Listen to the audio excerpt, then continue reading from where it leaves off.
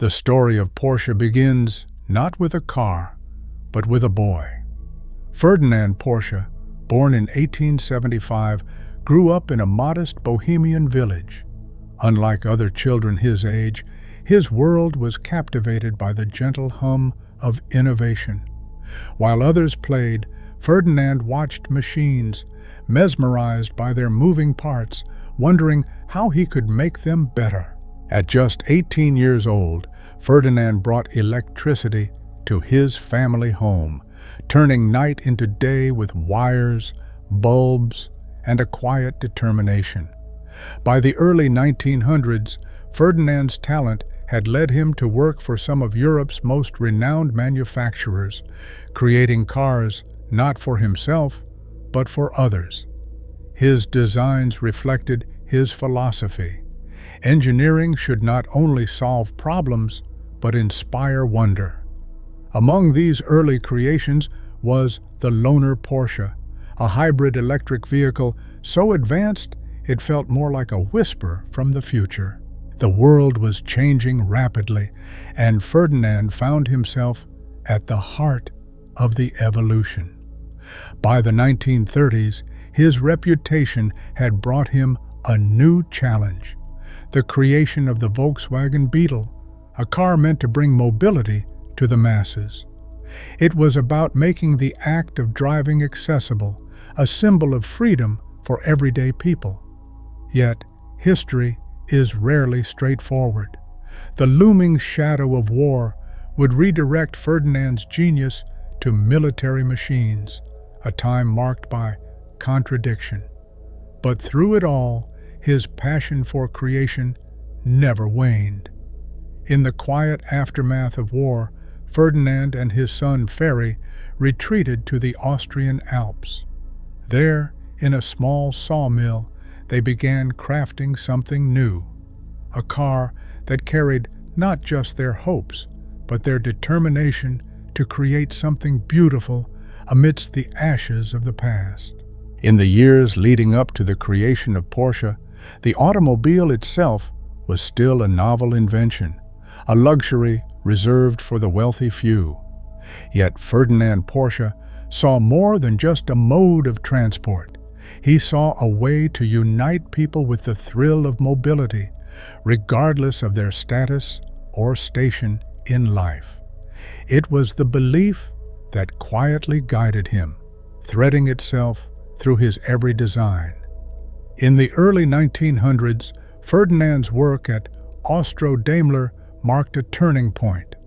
There, he didn't just design vehicles, he reimagined what they could be. One of his most notable creations was the Austro-Daimler Sascha, a small yet mighty race car that proved lightness and efficiency could triumph over brute force. There was Ferdinand's philosophy distilled into metal: agility over size, precision over excess. The Sascha was not only a race car, it was a statement. In 1922, it competed in the Targa Florio, one of the most grueling races of its time. Against all odds, Ferdinand's creation triumphed, earning its place among automotive legends.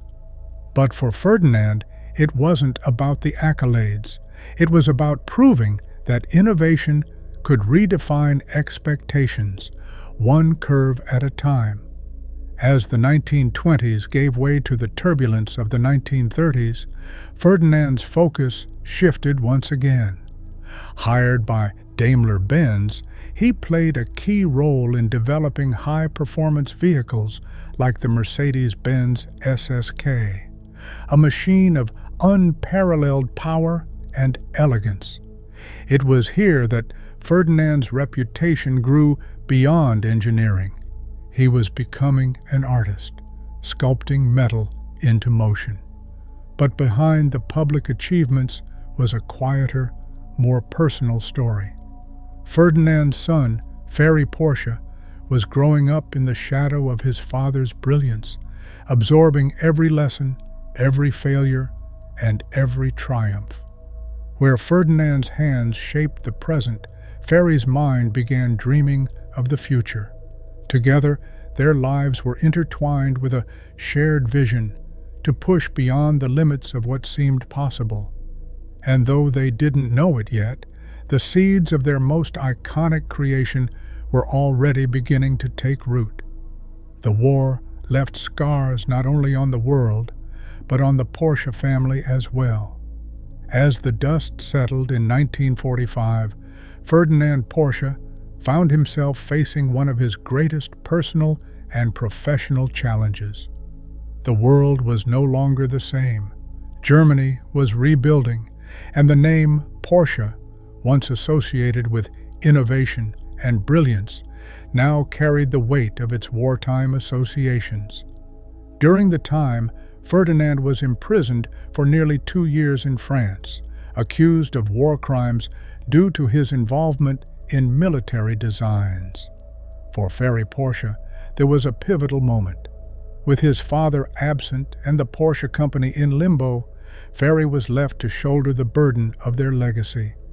In the quiet solitude of Gmünd, Austria, Ferry wrestled with a decision that would shape their future.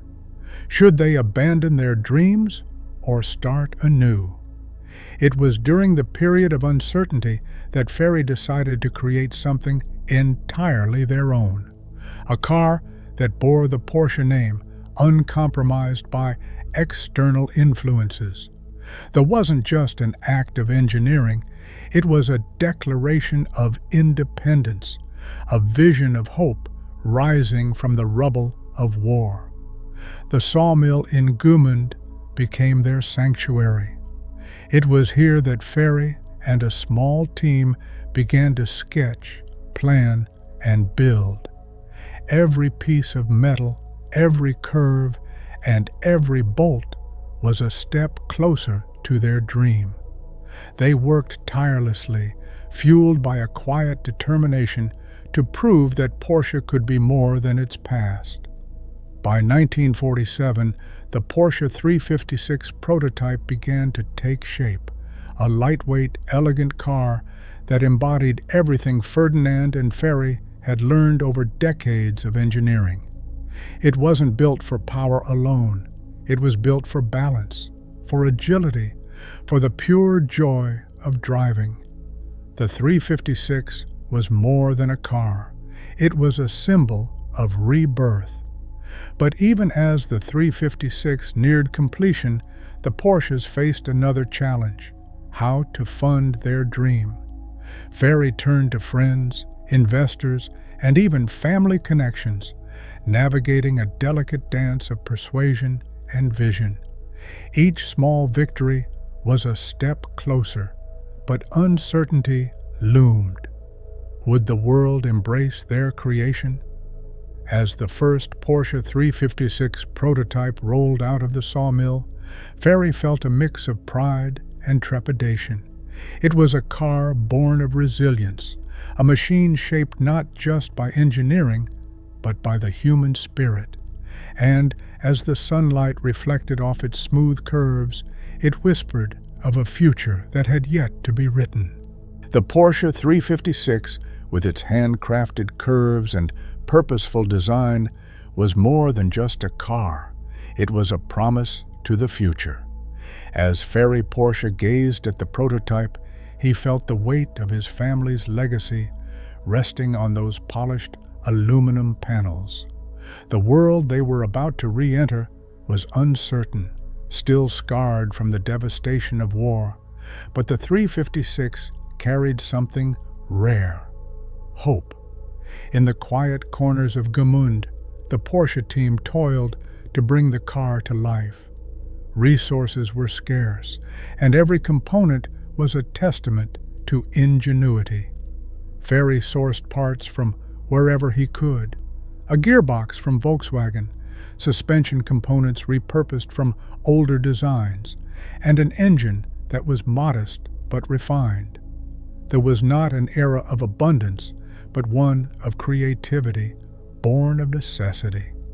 When the 356 was finally unveiled to the world in 1948, it wasn't presented with grand fanfare or extravagant showcases.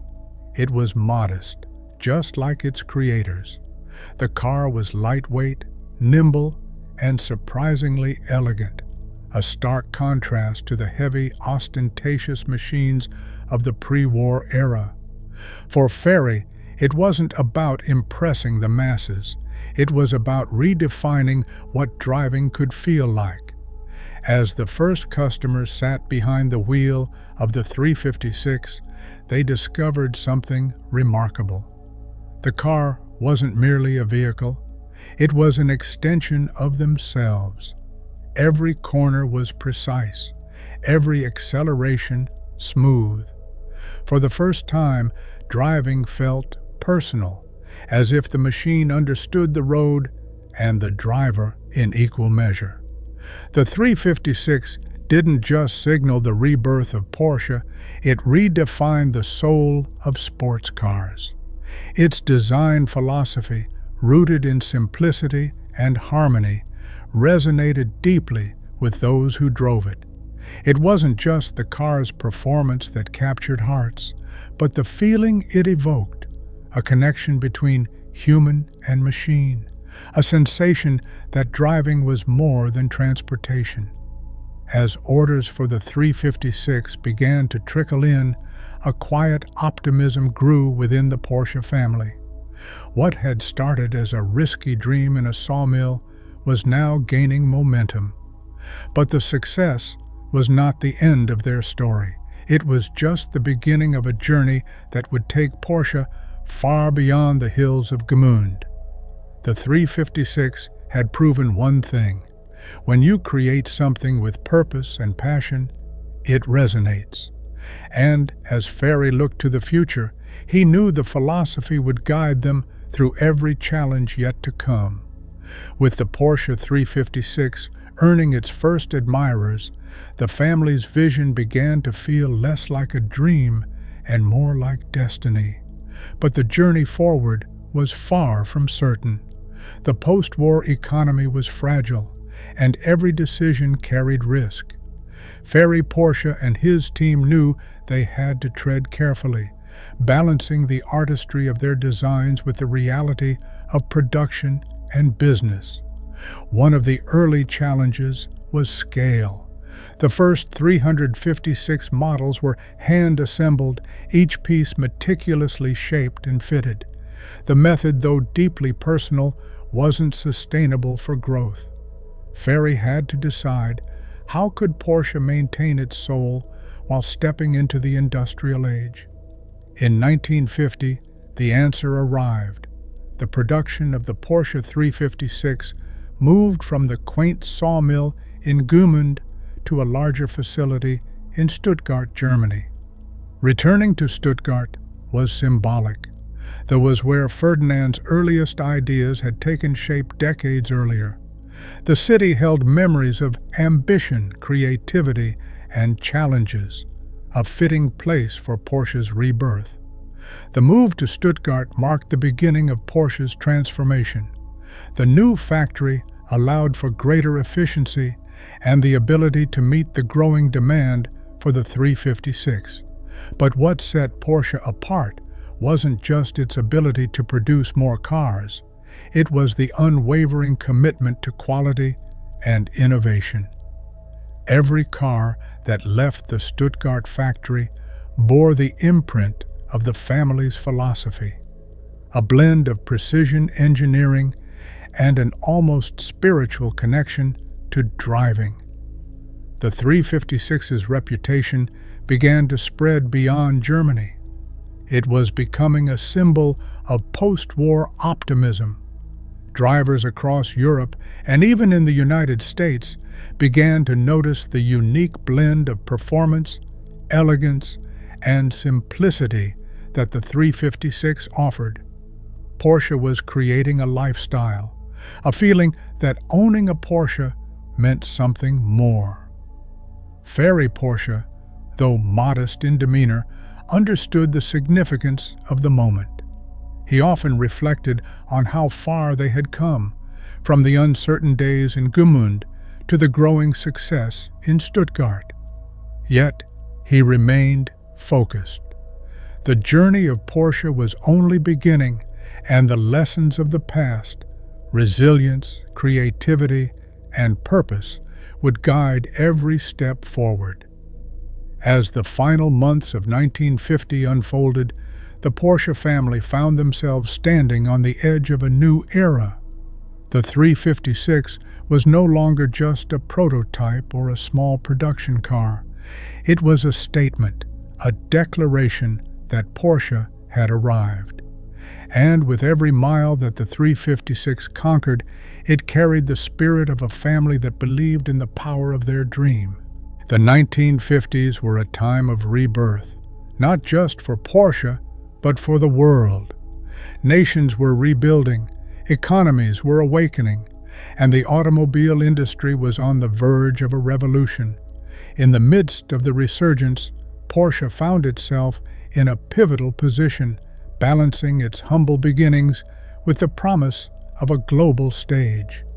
The move to Stuttgart had been more than a logistical decision. It was a statement of intent. The chapter begins the tale of how Porsche stepped into the light of global recognition, driven by innovation, determination, and a touch of audacity. The year was 1951, and the Porsche 356 was quietly making its way into the hearts of drivers across Europe. But Ferry Porsche and his team knew that to secure their place in automotive history, they needed more than admiration. They needed proof of performance. And so they turned their attention to motorsport. Le Mans, the legendary 24-hour endurance race in France, was the proving ground, a stage where manufacturers demonstrated not just speed, but reliability, endurance, and innovation. For a small company like Porsche, entering Le Mans was an audacious move. They didn't have the resources of larger manufacturers, but they had something more important: a belief in their car and an unwavering desire to prove its worth. The Porsche 356 SL, a lightweight version of the 356, was prepared for the grueling race. Its aerodynamic design, crafted with meticulous care, was a testament to the company's ethos of efficiency and performance. Every curve and angle had been refined to reduce drag and enhance speed. The team knew they were aiming to show the world what Porsche could do. When the race began, the 356 SL wasn't the fastest car on the track. But as the hours wore on, its true strength emerged. While others faltered due to mechanical failures or overexertion, the 356 SL soldiered on, steady and unyielding. By the end of the race, Porsche had achieved a remarkable victory, first in its class. The moment was more than a trophy. It was a turning point. The success at Le Mans wasn't actually just about engineering. It was about the heart and soul of Porsche. It showed the world that even a small company with limited resources could compete on the global stage if they believed in their vision. As news of the Le Mans victory spread, the 356 became a symbol of possibility, a reminder that innovation and determination could overcome any obstacle. For Ferry Porsche, it was validation of everything they had worked for. And for the team in Stuttgart, it was a spark that ignited a passion for motorsport that would burn brightly for decades to come. With the 356's reputation solidified, the future seemed limitless. But for Porsche, there was only the beginning. The 1950s would be a decade of exploration, growth, and transformation, a time when the Porsche name would become synonymous with excellence. The Le Mans victory had lit a spark, and the glow of Porsche's achievement began to spread far beyond Europe. By the early 1950s, whispers of the Porsche 356 reached American shores, carried by enthusiasts who recognized the car's unique charm. Among them was Max Hoffman, a visionary importer who saw an untapped opportunity. Hoffman, based in New York, was no stranger to the automotive world. He had introduced many European brands to the American market, but he sensed that Porsche had something extraordinary, a blend of elegance, precision, and the promise of pure driving joy. In 1950, he began importing the 356 to the United States, offering it to a market where sleek European sports cars were still a rarity. The response was electric. American drivers, accustomed to larger and more cumbersome domestic cars, were captivated by the 356's compact form and agile handling. It spoke to individuality, sophistication, and a connection to the road that was unmatched. But Hoffman wasn't content with merely importing the car. He urged Porsche to create something even more unique, something tailored for the American market. His suggestion led to the birth of the Porsche 356 Speedster in 1954. With its stripped-down design, low-cut windshield, and emphasis on performance, the Speedster embodied the spirit of freedom and adventure that resonated with American drivers. The Speedster was an instant success. It became a favorite among Hollywood stars and weekend racers alike, solidifying Porsche's image as a brand that combined luxury with a love of driving. Names like James Dean, who famously owned a Porsche, only added to the mystique. The growing popularity wasn't just about celebrity endorsements or clever marketing. It was about the car itself, the way it made people feel. Behind the wheel of a 356, drivers experienced something transformative. The car wasn't imposing or overly complicated. It was approachable, intuitive, and exhilarating. As orders poured in from the United States, Porsche found itself at a crossroads. They were no longer a small, family-run company producing a few cars in Stuttgart. They were becoming a global name, a symbol of innovation and passion. And yet, Ferry Porsche remained steadfast in his vision, to create cars that delivered unparalleled joy to their drivers. By the mid-1950s, the 356 had cemented Porsche's reputation as a builder of exceptional sports cars. But for Ferry and his team, there wasn't a time to rest. The success of the 356 and the Speedster was merely a foundation. They knew that the road ahead was filled with challenges and opportunities, and they were ready to meet them with the same determination that had carried them thus far. As the decade unfolded, Porsche's story would intertwine with the evolving world of motorsport, technological breakthroughs, and a growing community of enthusiasts who would carry the brand into new realms. As the mid-1950s arrived, Porsche found itself at the heart of a growing motorsport revolution. The early success of the 356 SL at Le Mans had ignited a spark within the company, one that would only grow stronger with time. Motorsports were not merely a platform for competition, they were a laboratory, a crucible where Porsche could test its engineering prowess, refine its designs, and showcase its capabilities to the world. Porsche's dedication to racing was more than a marketing strategy. It was intrinsic to the company's philosophy. Ferry Porsche believed that racing pushed engineers to think differently, to innovate under pressure, and to create machines that excelled under the most demanding conditions. The belief became the foundation of Porsche's motorsport legacy. In 1953, Porsche introduced the 550 Spyder, a car that would become synonymous with racing excellence. Unlike the 356, which had been adapted for racing, the 550 Spyder was purpose-built for the track. Its lightweight frame, low center of gravity, and mid-engine layout made it a formidable contender, even against far more powerful competitors. The 550 Spyder made its debut at the Nürburgring, and almost immediately it proved its worth. Driven by Hans Hermann, the car took an impressive class win, signaling to the world that Porsche was a force to be reckoned with in motorsport.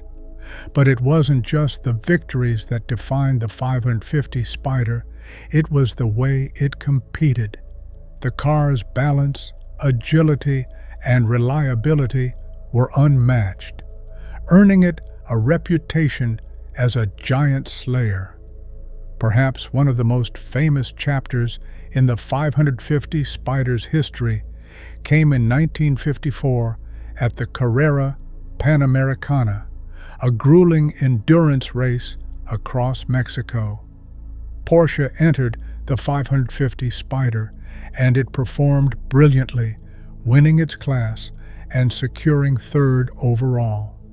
The success was so impactful that Porsche would later adopt the name Carrera to signify its fastest and most performance-oriented models, a tradition that continues to the day.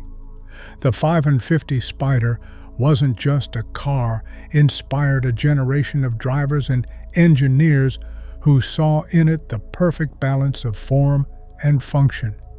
And while it gained fame for its victories, it also became a cultural icon, associated with figures like James Dean, whose love for the 550 added to its mystique.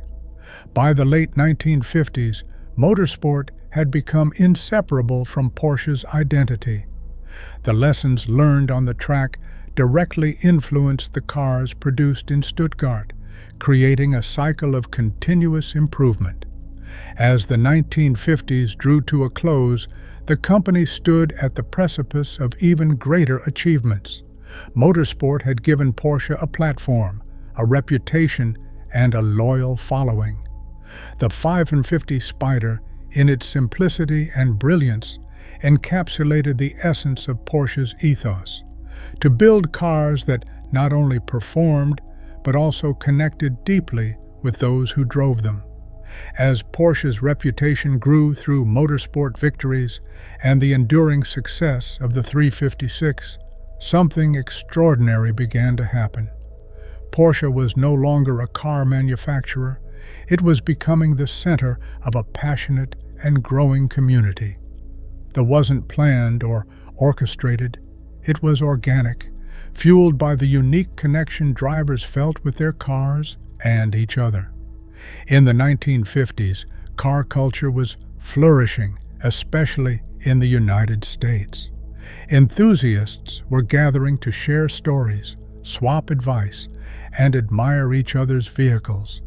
For Porsche owners, these gatherings felt different. There was a shared understanding, an unspoken bond between those who had experienced the precision, agility, and craftsmanship of a Porsche. The sense of community extended beyond local car meets. Across Europe and the United States, Porsche clubs began to form, creating spaces where like-minded enthusiasts could connect. The Porsche Club of America, founded in 1955, was one of the first and remains one of the largest and most influential. Its motto, "It's not just the cars, it's the people," perfectly captured the spirit of what was unfolding. These clubs were more than social organizations. They were living embodiments of the Porsche ethos. Members organized rallies, track days, and events that celebrated the brand's motorsport heritage and engineering excellence. They were building traditions and cementing lifelong friendships. But why did Porsche resonate so deeply? Perhaps it was the way the cars balanced performance with practicality, elegance with innovation. Owners felt like they were joining a movement, a shared belief in what a car could and should be. One of the most iconic examples of the community spirit came during the early years of the Carrera Panamericana. Private Porsche owners and club members would volunteer their time, resources, and even their own cars to support Porsche's racing efforts. There wasn't just loyalty, it was a shared vision, a belief that they were part of something bigger. As the decade progressed, Porsche began to recognize and embrace the community. The company listened to feedback from enthusiasts, incorporating their ideas into future designs. The relationship between Porsche and its customers became a dialogue, a partnership that blurred the lines between creator and consumer. By the end of the 1950s, the Porsche community was thriving.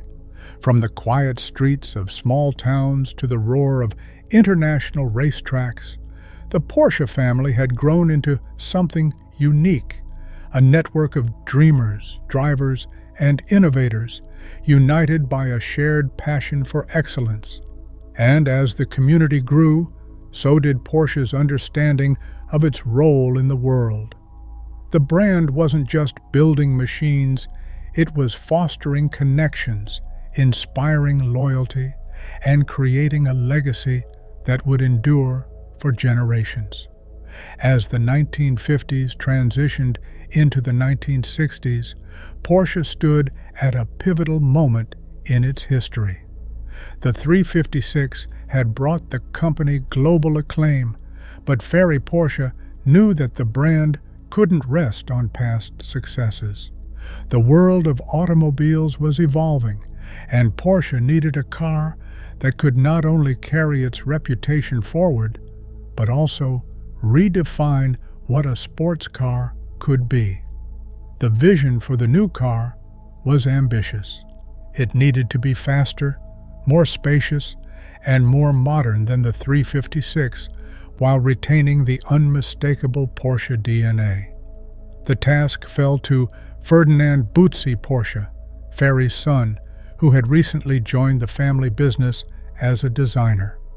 What emerged from his sketches would become one of the most iconic shapes in automotive history. Introduced at the Frankfurt Motor Show in 1963, the Porsche 911, originally designated the 901, was an immediate sensation. Its silhouette was unlike anything else, a sleek yet muscular profile that seemed to glide even when standing still. The distinctive sloping roofline and rounded headlights were bold departures, yet they were unmistakably Porsche. But the 911 wasn't just about aesthetics. It was a technical marvel, featuring an air-cooled, rear-mounted flat-six engine that delivered both power and a unique driving experience.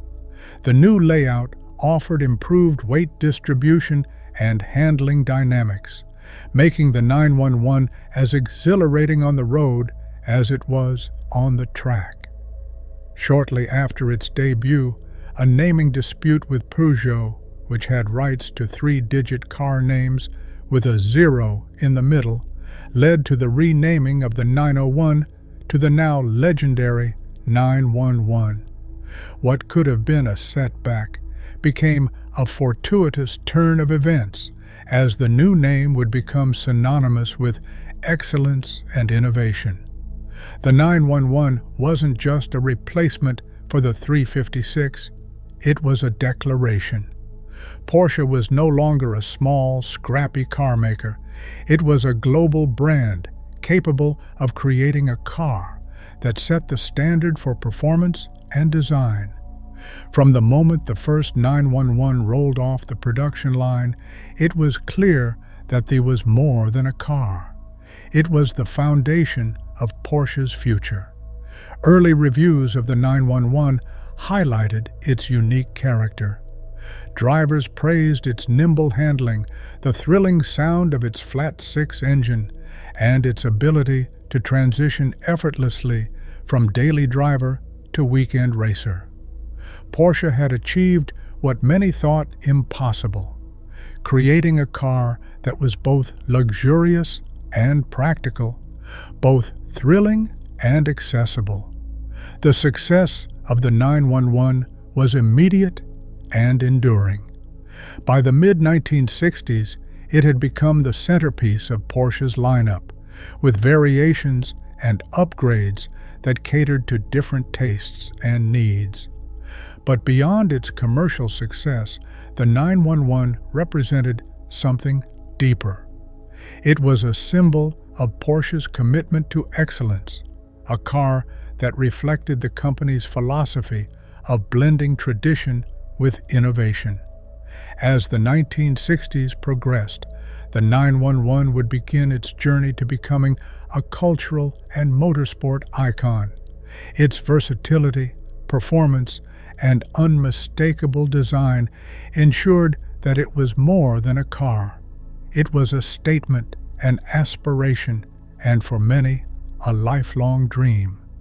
With the 911 established as a marvel of engineering and design, it wasn't long before Porsche turned its focus to the track.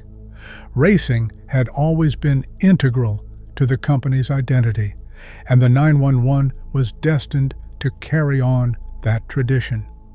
By the late 1960s, the 911 was not only a beloved road car, but also a rising star in motorsport. Porsche's philosophy for motorsport was simple yet profound: to test and prove its technology in the harshest environments where only the best could thrive. The 911 was built for such challenges, with its rear engine layout providing exceptional traction and its air-cooled flat-six engine delivering reliable performance under grueling conditions. One of the 911's earliest racing triumphs came in 1965 at the Monte Carlo Rally. Despite stiff competition and treacherous conditions, the 911 proved its mettle, finishing strongly and setting the stage for future rally successes. The victory was more than just a win, it was proof that the 911 could excel on surfaces far beyond the smooth asphalt it was designed for. As the years progressed, Porsche began developing racing-specific versions of the 911, each one more advanced than the last. The 911R, introduced in 1967, was a stripped-down, lightweight variant designed to dominate the track. With a focus on agility and speed, it showcased the adaptability of the 911 platform. The 1970s brought even greater success, with the 911 becoming a fixture at endurance races like the 24 Hours of Le Mans and the 24 Hours of Daytona. The car's reliability and performance in these grueling events earned Porsche a reputation as a manufacturer that could not only compete with, but often outclass much larger rivals. One of the most significant milestones came in 1973 with the introduction of the 911 Carrera RS 2.7.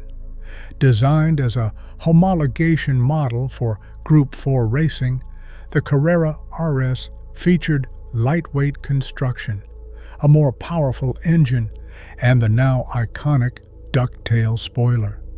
It was not just a racing car, but a masterclass in performance engineering, setting new standards for what a sports car could achieve. The Carrera RS was immediately successful, both on and off the track. In motorsport, it dominated in its class, while on the road, it became a coveted symbol of speed and precision. Its success underscored Porsche's ability to bridge the gap between racing and road cars, creating machines that excelled in both arenas. By the late 1970s, the 911 had firmly established itself as a motorsport legend. From rally stages to endurance circuits, it proved time and again that it was more than just a sports car. It was a race-bred machine that thrived under pressure. And with each victory, Porsche's reputation grew, cementing its status as a leader in both innovation and performance. But the story of the 911's racing legacy was far from over. Each win inspired new developments, new ideas, and new challenges. For Porsche, motorsport wasn't just about trophies. It was about pushing the limits of what was possible, always striving for the next breakthrough. As the 1970s unfolded, Porsche continued to refine and expand the capabilities of the 911, pushing its engineering to new heights. At the center of the evolution was a concept that would forever change the sports car landscape: turbocharging. The idea of turbocharging had been experimented with in motorsport for years, but Porsche saw an opportunity to bring the advanced technology to the road. By harnessing the power of forced induction, engineers could deliver unprecedented performance without compromising the compact size and agility of the 911. The result was the Porsche 911 Turbo, introduced in 1975, a car that would revolutionize the sports car world. The 911 Turbo, also known by its internal designation, the 930, was a marvel of engineering. Its 3.0-liter turbocharged flat-six engine produced 260 horsepower, an extraordinary figure for the time. But it wasn't just the raw power that made the turbo remarkable. It was how that power was delivered. Turbocharging in the 1970s was still in its infancy, and the 930 developed a reputation for its thrilling yet unpredictable performance.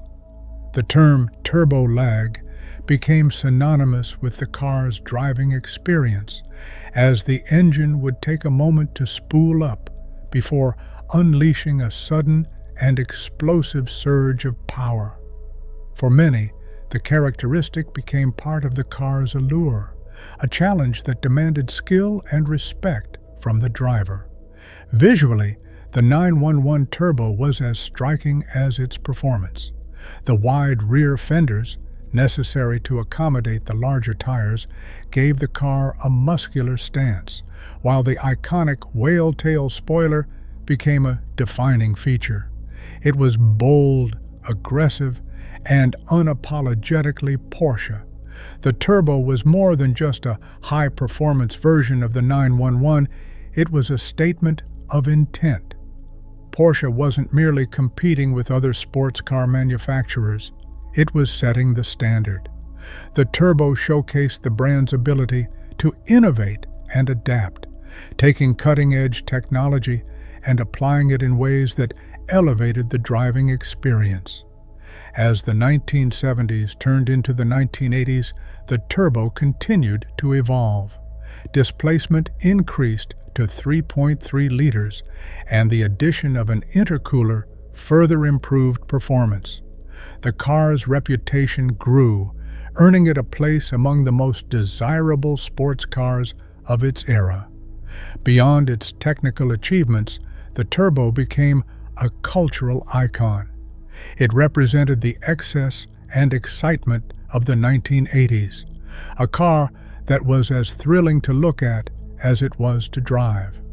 Its success paved the way for future generations of turbocharged 911s, each one building on the legacy of the original. The introduction of the 911 Turbo was a turning point in Porsche's history, a moment when the brand redefined what a sports car could be. It wasn't just about speed, it was about creating an experience, one that combined power, precision, and passion in a way that was uniquely Porsche. The 1970s brought turbulence to the automotive world. The global oil crisis cast long shadows over car manufacturers, especially those creating high-performance machines. Porsche, with its focus on exhilarating sports cars, suddenly found itself in a world craving efficiency rather than excitement. The crisis demanded adaptation, and Porsche began a delicate balancing act, staying true to its performance heritage while responding to the realities of an energy-conscious market. Fuel economy became a pressing priority. Engineers worked to refine the 911's engines, extracting more power from less fuel, a task that pushed innovation to its limits.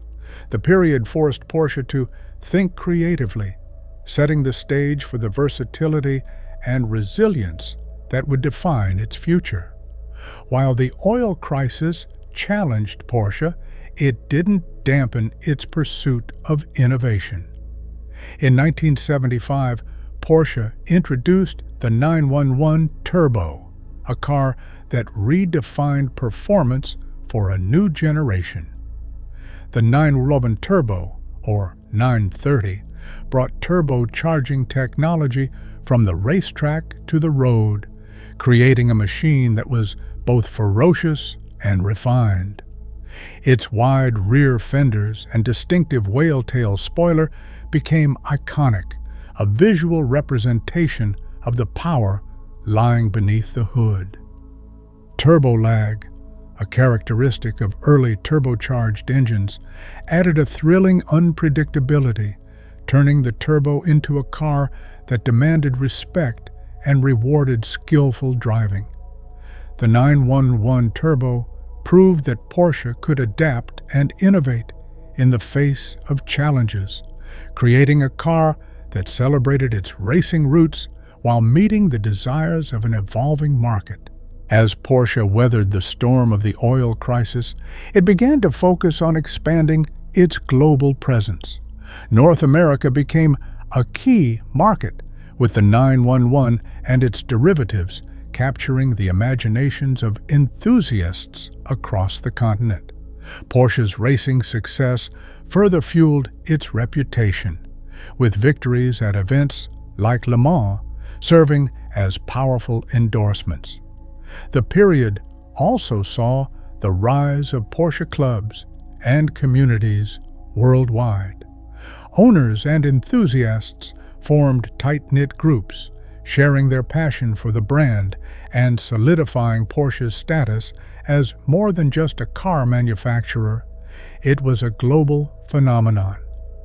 The late 1970s marked a bold experiment for Porsche, the introduction of front-engine water-cooled models. The Porsche 924 debuted in 1976 as an entry-level sports car, aimed at attracting a broader audience. Although it wasn't embraced by purists at first, the 924 introduced a new demographic to the brand. The 928 followed in 1978, conceived as a potential successor to the 911. With its V8 engine and luxurious interior, the 928 was a grand tourer that showcased Porsche's ability to innovate beyond its traditional boundaries. The 944, introduced in 1982, built on the 924's foundation, offering improved performance and design. These front-engine models demonstrated Porsche's willingness to take risks and adapt to the changing automotive landscape, even as debates over the 911's future simmered. Porsche's foray into water-cooled engines was met with mixed reactions. For purists, the air-cooled flat six was sacred, and any deviation felt like sacrilege. Yet, water cooling offered significant advantages in terms of performance and efficiency. The front-engine models like the 928 and 944 paved the way for the transition, subtly introducing customers to the benefits of water cooling. Porsche's engineers approached the shift with precision, ensuring that the spirit of the brand remained intact. The period laid the groundwork for the eventual water-cooled evolution of the 911, a change that would come decades later. While Porsche explored new directions in its road cars, its racing program reached unprecedented heights. The 956, introduced in 1982, was a revolutionary prototype designed for endurance racing. Its groundbreaking aerodynamics and twin-turbocharged engine made it a force to be reckoned with at Le Mans. The 956's successor, the 962, continued the dominance, securing Porsche's place as a leader in motorsport. These victories weren't just trophies, they were proof of Porsche's engineering prowess and a source of inspiration for the cars customers could buy. The 1980s weren't without their challenges. Economic difficulties and fluctuating markets tested Porsche's resilience. The company faced financial strain, leading to questions about its future direction. Yet, Porsche remained steadfast. The lessons learned during the period fueled its determination to innovate and adapt. The brand's ability to navigate these challenges without compromising its identity became a hallmark of its success. Amid these struggles, Porsche unveiled a car that would redefine what was possible, the 959. Debuted in 1986, the 959 was a technological tour de force, showcasing advancements like all-wheel drive, aerodynamics, and cutting-edge materials. Built for homologation to compete in Group B rallying, the 959 became a legend in its own right. Its influence extended far beyond its limited production numbers, inspiring the technologies that would shape Porsche's future models. Porsche's spirit of competition remained unbroken during the era. The 962 continued to dominate endurance racing, while privateers carried the Porsche flag in events worldwide. These successes reinforced Porsche's connection to motorsport, ensuring that racing remained an integral part of its identity. As the 1980s drew to a close, Porsche stood at a crossroads. It had weathered economic struggles, embraced bold innovations, and proven its mettle on the racetrack. The challenges of the era tested the brand, but they also strengthened it, setting the stage for a new chapter of reinvention and renewal. The late 1980s marked a pivotal time for Porsche, a moment when the brand stood at a crossroads both creatively and financially. And in the space of uncertainty, a new vision for the 911 was born. The Porsche 964, introduced in 1989, was more than just an evolution of the iconic model. It was a bold step forward, a statement that Porsche could blend tradition with innovation. From the outside, the 964 was unmistakably a 911. The silhouette, the sloping roofline, the wide rear arches remained a homage to its predecessors. But beneath the surface, it was a revolution.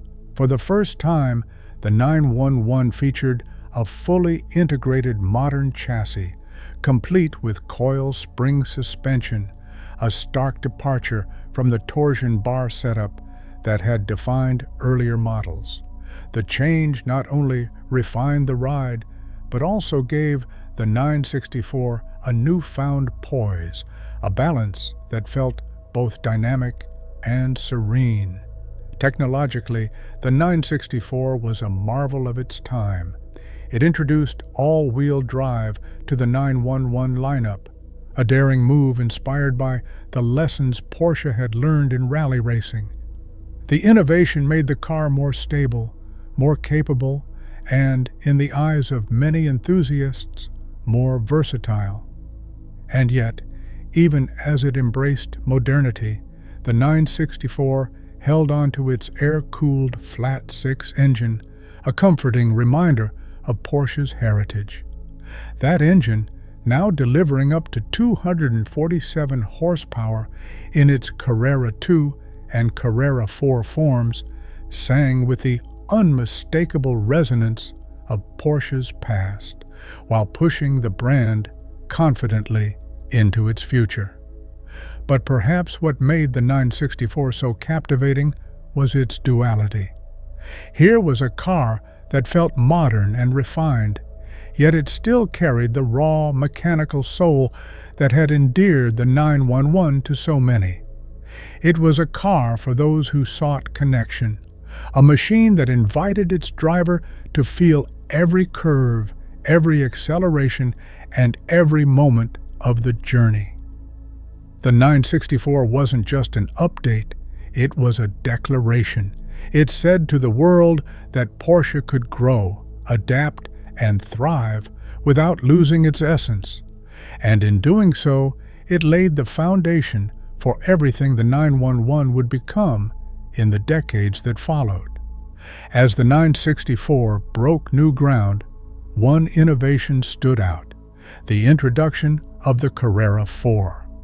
Porsche had long been known for its rear-engine, rear-wheel drive layout, a configuration that was both revered for its purity and infamous for its challenges. But with the Carrera 4, Porsche embraced all-wheel drive, ushering in a new era of capability and confidence for the 911. The decision wasn't born from convenience. It stemmed from Porsche's motorsport triumphs. The lessons learned from the all-wheel drive system in the groundbreaking Porsche 959, a technological masterpiece that dominated rallies and redefined high-performance engineering, were adapted for the 964. The Carrera 4 carried forward that spirit of innovation, blending it with a sense of practicality. The system wasn't just about adding grip, it was a tool for balance and control. With power distributed intelligently between the front and rear wheels, the Carrera 4 allowed drivers to push the limits without fear of losing connection with the road. On winding mountain roads, it became an instrument of precision, turning treacherous curves into moments of artistry. In wet or icy conditions, it became a cocoon of confidence, proving that performance and safety could coexist. Yet, what made the Carrera 4 so special wasn't just its technical prowess. It was how it maintained the emotional core of the 911. The flat-six engine still roared behind the driver, and the handling remained sharp and engaging. The Carrera 4 wasn't a departure from the 911's soul. It was an expansion of its possibilities. With the introduction of the Carrera 4, Porsche made a statement that evolution didn't mean compromise. It was a car that honored the past, embraced the present, and pointed toward a future where innovation and tradition could thrive together. As the 1990s unfolded, Porsche found itself in a precarious position. The brand that had once been synonymous with success was facing financial uncertainty. Sales of the 911, while steady, weren't enough to sustain the company's ambitions. Porsche needed a savior, something fresh, something accessible, something that could bring a new generation of enthusiasts into the fold? The answer came in 1996 with the introduction of the Porsche Boxster. Named after its boxer engine and roadster design, the Boxster was a car that radiated purity. It harkened back to the lightweight, open-top sports cars that had defined Porsche's early years, yet it was unmistakably modern in its execution. At the heart of the Boxster was a mid-mounted flat-six engine, a configuration that gave the car near-perfect balance. There wasn't just a technical choice, it was a philosophical one. The Boxster was designed to be intuitive, engaging, and rewarding for drivers of all skill levels. Whether carving through canyon roads or cruising along the coast, the car became an extension of its driver, offering a connection that was both physical and emotional. The design, too, was a triumph. With its flowing lines, distinctive headlights, and nods to the legendary Porsche 550 Spyder, the Boxster captured the essence of Porsche's heritage while forging a path all its own. And yet, despite its premium feel, it was priced to be accessible, a Porsche that many could aspire to own. The Boxster didn't just save Porsche, it reignited the brand spirit. It reminded the world that Porsche wasn't just a manufacturer of high-performance cars. It was a creator of experiences. The Boxster was a car that made dreams tangible, and in doing so, it helped ensure that Porsche's story would continue to unfold. By the mid-1990s, Porsche introduced what many consider to be one of the greatest iterations of the 911, the 993. It was the last of its kind, the final chapter in Porsche's air-cooled legacy, and it arrived with a blend of refinement, performance, and timeless design that left an indelible mark on enthusiasts and collectors alike. The 993 wasn't just an evolution of the 911, it was a reinvention. Beneath its sleek, curvaceous body lay a completely revised chassis with multi-link rear suspension, an engineering advancement that elevated the car's handling to new heights. The innovation smoothed out the inherent quirks of the rear engine layout while preserving the signature driving experience Porsche was celebrated for. The flat-six engine, air-cooled and alive with character, became a centerpiece of the car's identity. From the moment it roared to life, it exuded a sense of mechanical purity, delivering power with a linearity and sound that connected directly to the driver's soul. The 993 wasn't just about performance, it was about personality, blending rawness with refinement in a way few cars could. And then there was the design. The 993 introduced a sleeker, more aerodynamic look, with its integrated bumpers and fluid lines striking a perfect balance between tradition and modernity. It honored the heritage of the original 911 while pushing the visual language forward, cementing its place as a design icon.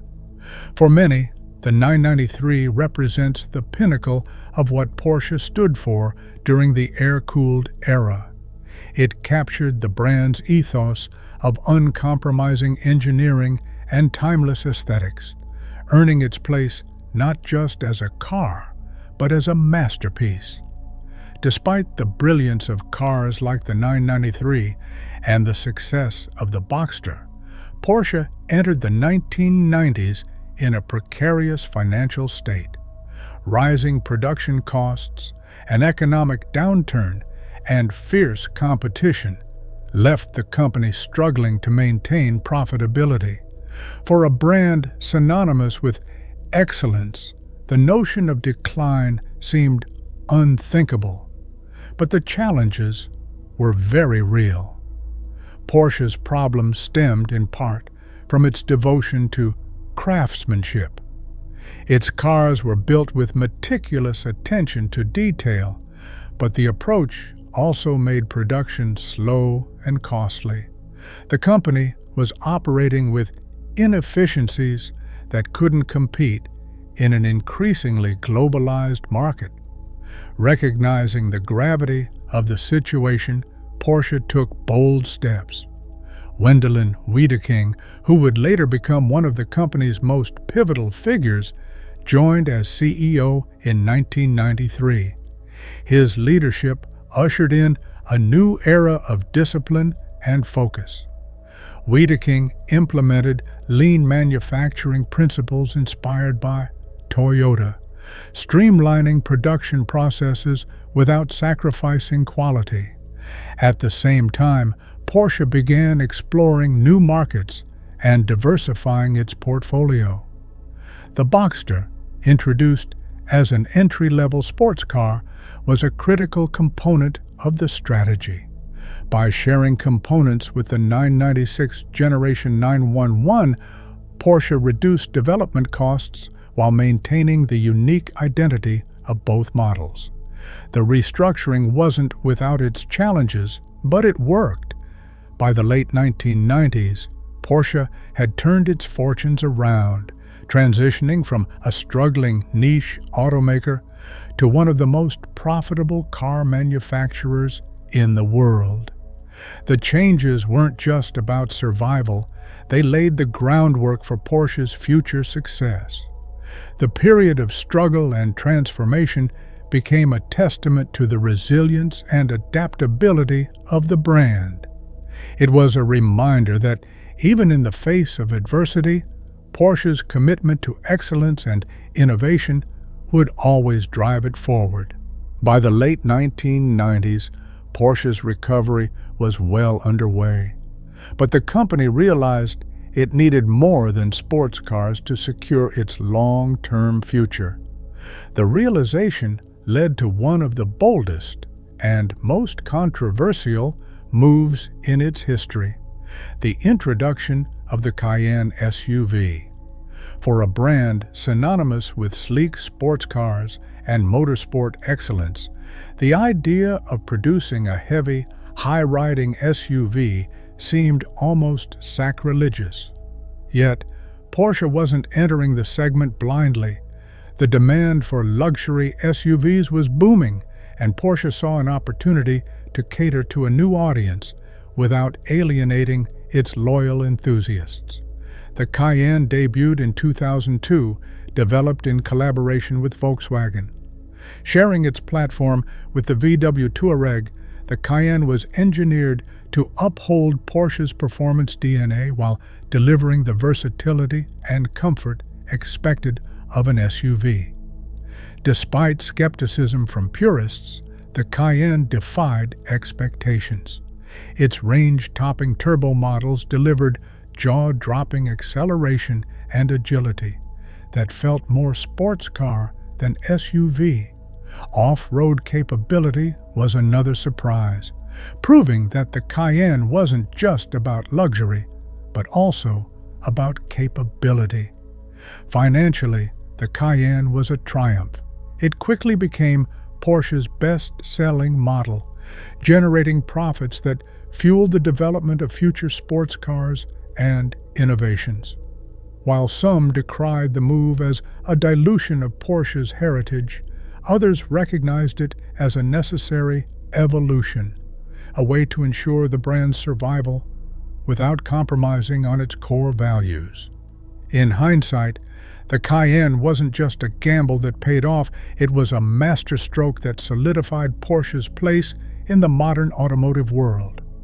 Porsche's history has always been intertwined with motorsport, and the 1990s saw the brand push boundaries once again with the creation of the GT1.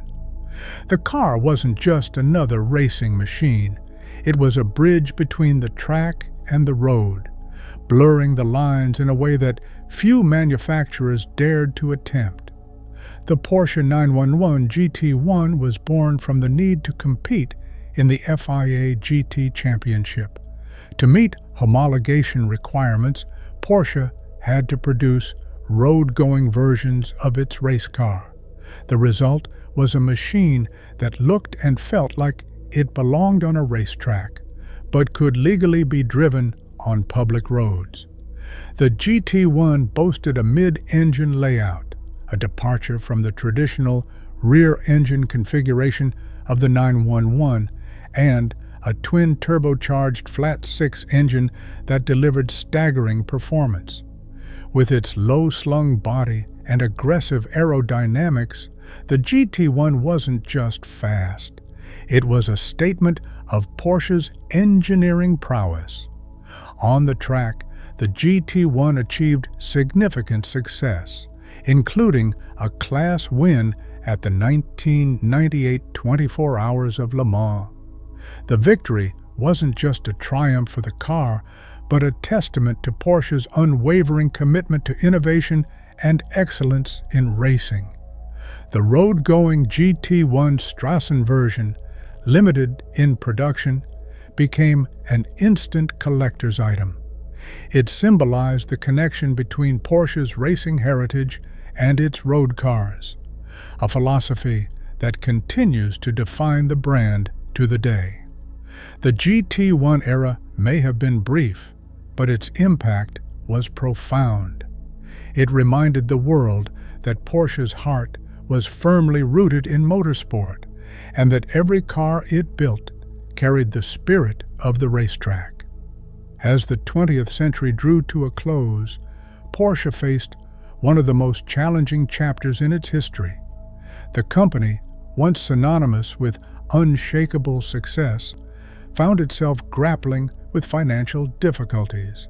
The late 1980s and early 1990s had seen declining sales, and the company's product lineup was aging. The question loomed: could Porsche reinvent itself and remain relevant in an industry undergoing rapid change? The turning point came with the appointment of Wendelin Wiedeking as CEO in 1993. Wiedeking implemented sweeping reforms, streamlining production and cutting costs without compromising quality. Under his leadership, the company adopted lean manufacturing practices inspired by Japanese automakers, transforming the way Porsche operated. The period also saw the birth of the Boxster, an affordable roadster that brought new life to the brand. The mid-engine sports car was a gamble. It aimed to attract a younger, broader audience while staying true to Porsche's driving ethos. The Boxster's success proved pivotal, providing the financial foundation for Porsche to innovate further. As the millennium approached, Porsche unveiled the 996 Generation 911, the first water-cooled version of its flagship model.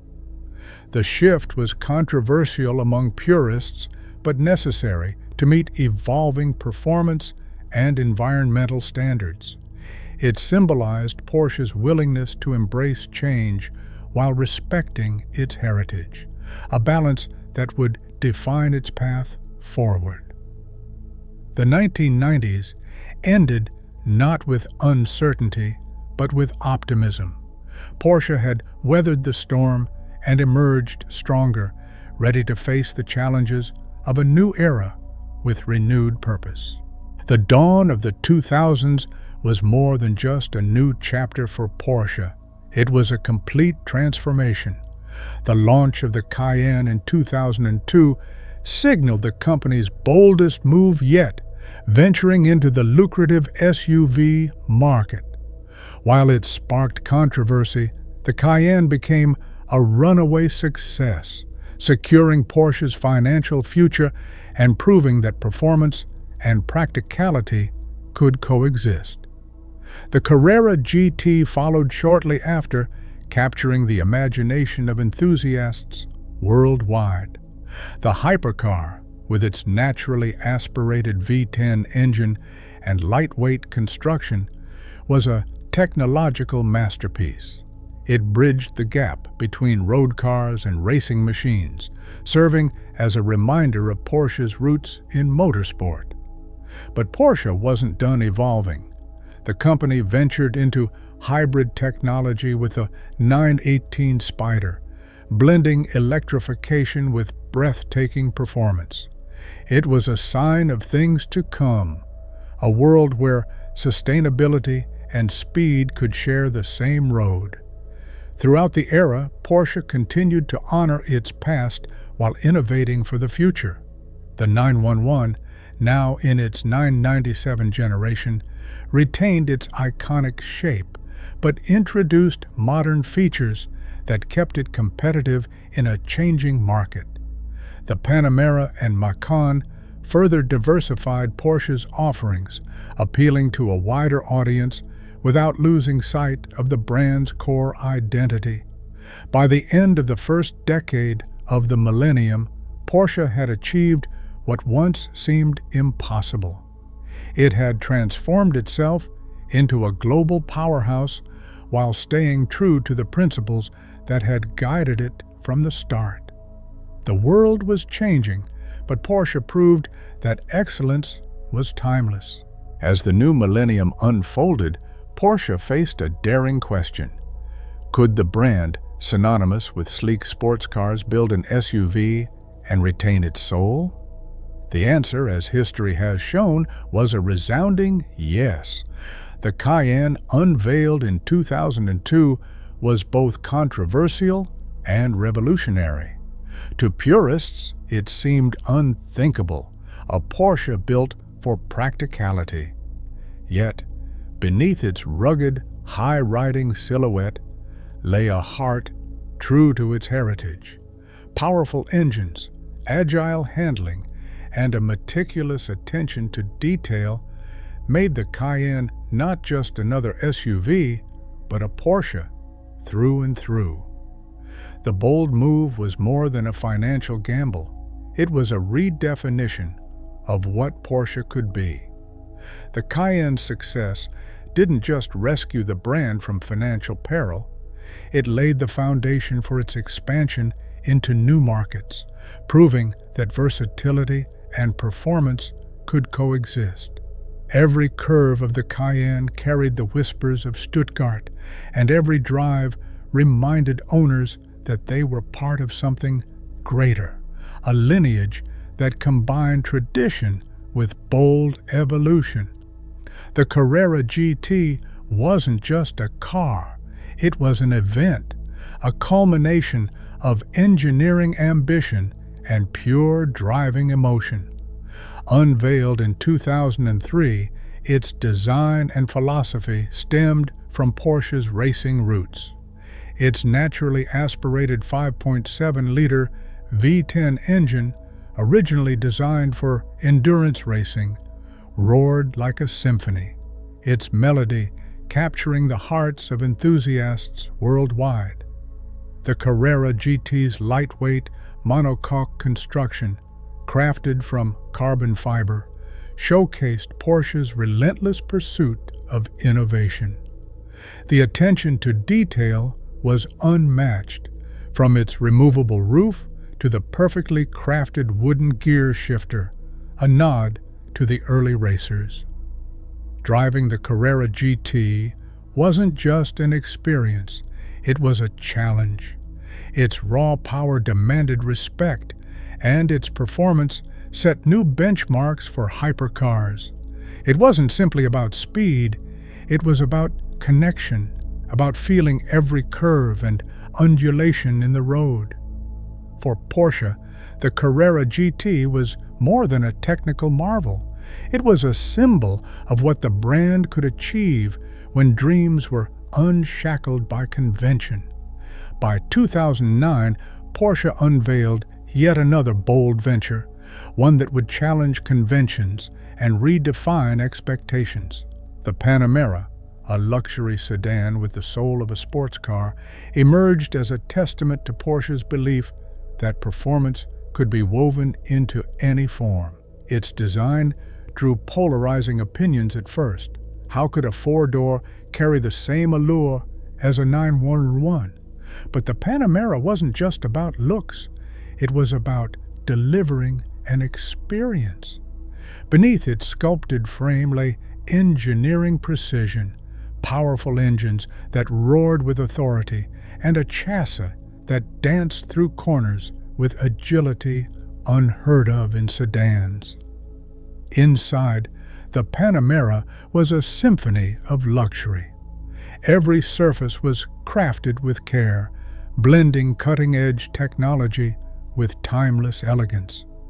Drivers and passengers alike were cocooned in comfort, yet every element reminded them of the Porsche DNA: the tachometer in the center, the cockpit-like layout, the undeniable focus on the road ahead. The Panamera wasn't just a car, it was a declaration. Porsche had once again proven that the boundaries of performance were only as limited as one's imagination. As the mid-2000s unfolded, Porsche introduced the 997 generation of the 911, a car that struck a perfect balance between heritage and innovation. While modern in every sense, it carried echoes of its ancestors, ensuring that the soul of the 911 remained intact. The design of the 997 was a nod to the classic shapes of the air-cooled era, blending nostalgia with contemporary precision. Its oval headlights harkened back to the earliest 911s, yet its sharper lines and advanced aerodynamics hinted at the future. Beneath the surface, the 997 was a technological marvel. It introduced features like Porsche Active Suspension Management, PASM, allowing drivers to tailor the car's behavior to their mood, comfort when cruising, precision when pushing limits. And yet, what defined the 997 most wasn't just its features. It was the way it made drivers feel. Each twist of the steering wheel, each shift of the gearbox, was a reminder of Porsche's commitment to connection. It wasn't just a car you drove, it was a car that seemed to drive with you, amplifying every sensation. The 997 stood as proof that even as Porsche evolved, it never strayed from its roots. It was a bridge between the past and the future, reminding enthusiasts that tradition and progress could coexist in perfect harmony. The early 2000s brought a masterpiece that would etch its name into the annals of automotive history. The Carrera GT wasn't merely a car, it was a hymn to Porsche's engineering prowess, a machine born of race-bred technology and uncompromising ambition.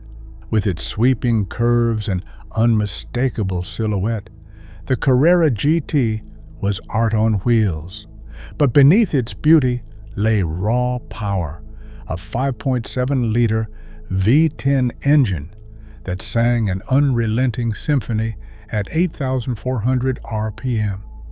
It wasn't just fast, it was ferocious, a car that demanded respect, yet rewarded those who dared to master it. But it wasn't just the engine that defined the Carrera GT, it was the way it made drivers feel alive. The 6-speed manual gearbox was a connection, a reminder of the tactile joy of driving. Every turn of the wheel, every press of the clutch felt like an intimate conversation between human and machine.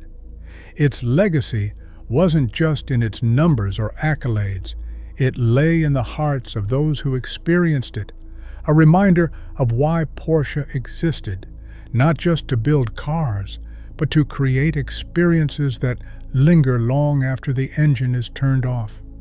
As the world watched Porsche break barriers with the Carrera GT, another revolution quietly unfolded in Stuttgart. In 2009, Porsche introduced the Panamera, a car that would challenge the notion of what luxury could mean in the hands of a sports car maker. At first glance, the Panamera seemed to defy Porsche's identity. A four-door? Could it truly belong? Yet, from the first drive, doubts melted away. The Panamera was no ordinary luxury sedan. Beneath its sculpted form was the beating heart of a sports car. Its cabin was a sanctuary, quiet yet purposeful, luxurious yet driver-focused. High-resolution screens met old-world craftsmanship, seamlessly blending tradition with modernity. Passengers sat enveloped in comfort, yet every detail whispered the brand's essence. Porsche was always about driving, and driving the Panamera was revelatory. It handled with poise, carving through corners with agility that belied its size. It accelerated with vigor, its powerful engines delivering unrelenting speed. The Panamera didn't just redefine Porsche, it redefined luxury itself. It was proof that passion and practicality, performance and elegance could coexist in perfect harmony. The mid-2000s heralded the arrival of the 997, a car that embraced Porsche's heritage while boldly stepping into the future. There wasn't just another evolution of the 911. It was a bridge connecting the air-cooled purists of yesterday with the water-cooled precision of tomorrow. Its design was unmistakably a homage to its predecessors. The round headlights, a nod to the classic 911, returned, blending seamlessly with the aerodynamic lines of a modern sports car. It carried the soul of the past, but bore the engineering precision of a new era. Inside, the 997 was a masterclass in balance. The cockpit was minimalist yet luxurious, driver-focused yet inviting. Modern technology nestled alongside analog dials, a reminder that progress need not erase tradition. On the road, the 997 came alive. Its engines, from the Carrera's flat-six to the ferocious turbo variants, sang with power and clarity. Every gear change, every throttle input felt like a dialogue, intuitive, exhilarating, and endlessly engaging. The 997 didn't just continue the 911 story, it solidified it, a timeless icon now equipped to face the challenges of a rapidly changing automotive world. While the 997 captivated the roads, Porsche's heart remained firmly entrenched in racing. The mid-2000s saw Porsche reaffirm its dominance in endurance motorsport, a realm where the brand's spirit truly came alive. The 911 RSR, a warrior born of Stuttgart's relentless pursuit of perfection, carried the torch at circuits worldwide. It wasn't merely about winning races, it was about endurance, testing machines and drivers to their absolute limits. Le Mans, the Nürburgring, Daytona, these weren't just races, they were battlegrounds, and Porsche was a force to be reckoned with.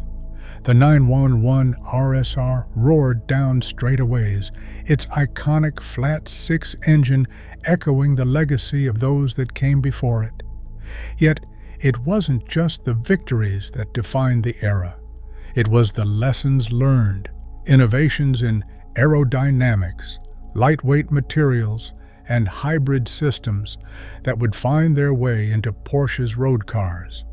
Motorsport wasn't merely a proving ground, it was a laboratory, where the limits of possibility were continually redefined.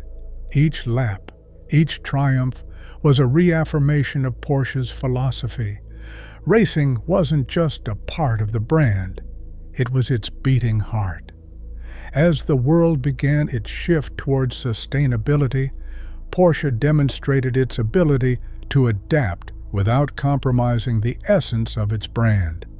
The mid-2000s saw the seeds of hybrid innovation, a technology that would become a hallmark of Porsche's engineering brilliance.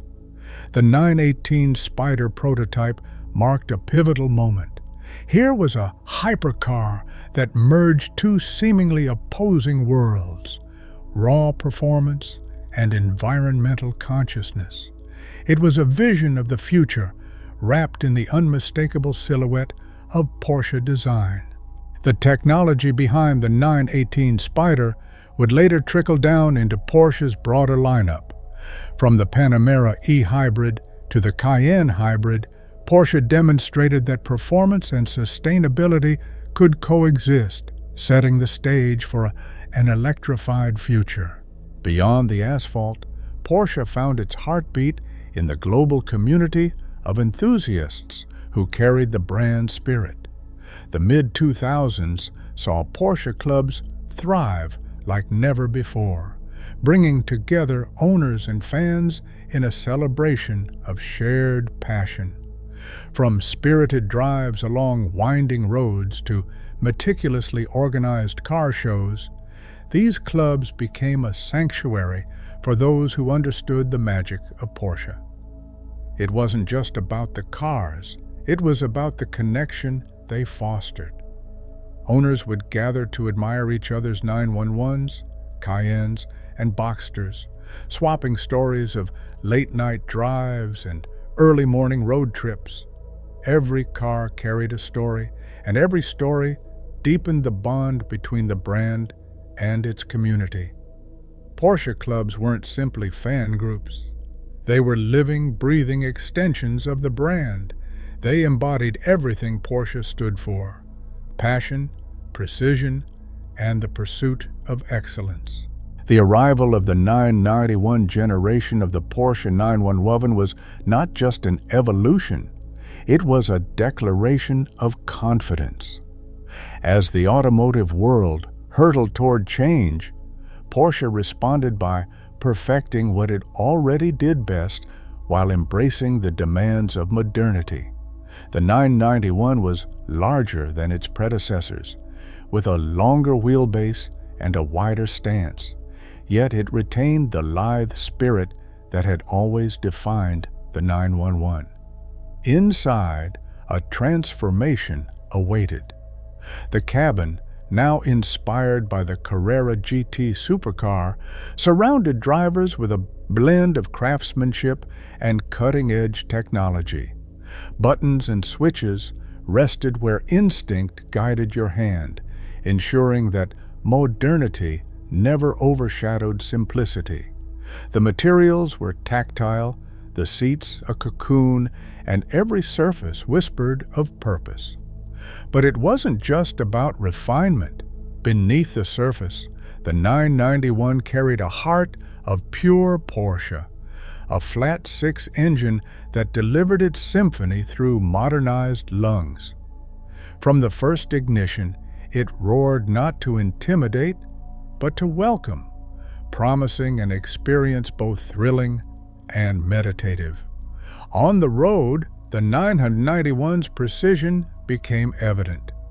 Engineers had stretched its wheelbase to offer unprecedented stability at speed while retaining the agility drivers had come to expect.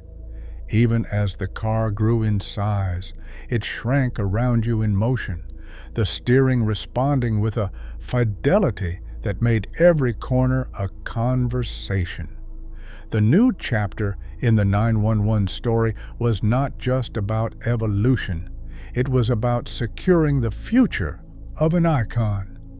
With each engine note and each curve, the 991 whispered a quiet truth. Some things must change to remain timeless. The 991 series emerged as a bridge between tradition and modernity, redefining the 911 for a new era.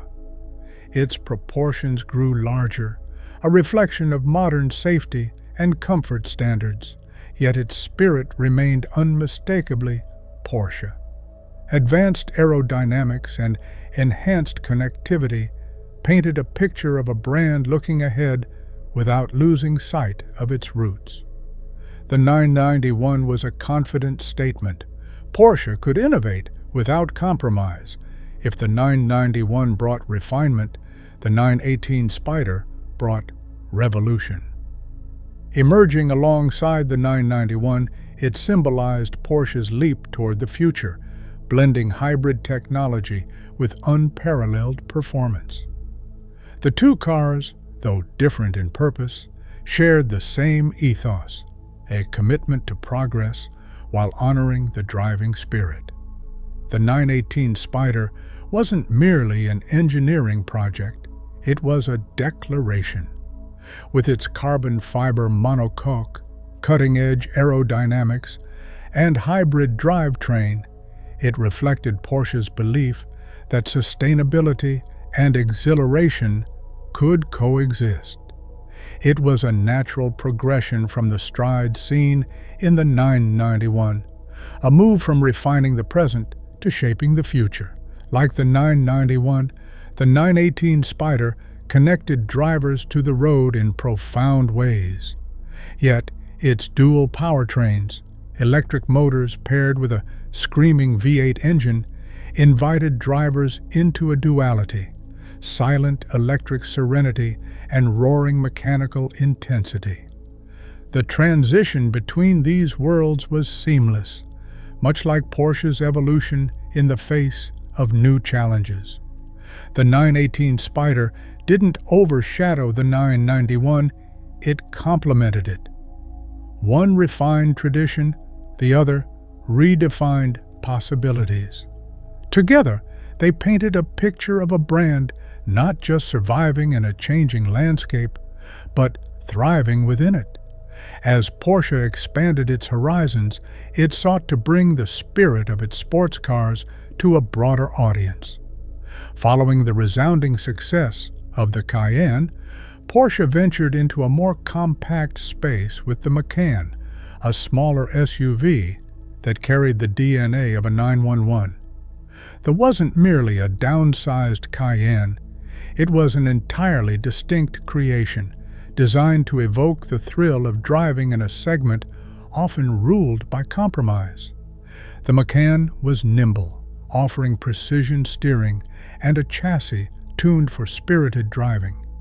Beneath its sculpted hood, Porsche engineering made its presence known, with turbocharged engines delivering both power and efficiency.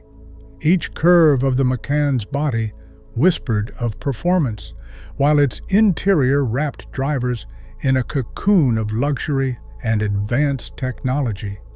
Yet, the Macan wasn't simply about numbers or technology, it was about redefining expectations. It proved that an SUV could be agile, engaging, and unapologetically sporty, offering enthusiasts a new way to experience Porsche. For families, adventurers, and daily drivers alike, the Macan became a bridge between practicality and passion. The introduction of the Macan also showcased Porsche's adaptability. In an era when SUVs were becoming increasingly dominant, the Macan demonstrated that Porsche could lead the trend without sacrificing its essence. It was another chapter in the brand's ongoing narrative of balancing heritage with innovation. As the Macan took its place alongside the Cayenne and 911, Porsche's lineup grew more diverse, yet remained united by its unwavering focus, delivering a pure, exhilarating connection to the road. As the automotive world began to pivot toward electrification, Porsche, ever the pioneer, turned its gaze to a new frontier of competition: Formula E. The all-electric racing series represented not just a technological challenge, but a proving ground for the future of performance cars.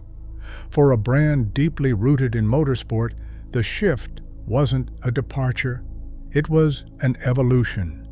Porsche's entry into Formula E was a bold statement of intent. Here was a company known for the roaring symphony of internal combustion engines stepping into the silent battlefield of electric propulsion. But silence did not mean the absence of soul.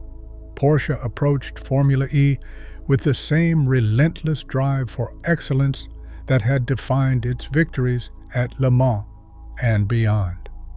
In Formula E, every watt of power was a tool of precision. The series demanded lightweight construction, efficient energy management, and innovative aerodynamics, all principles Porsche had long championed.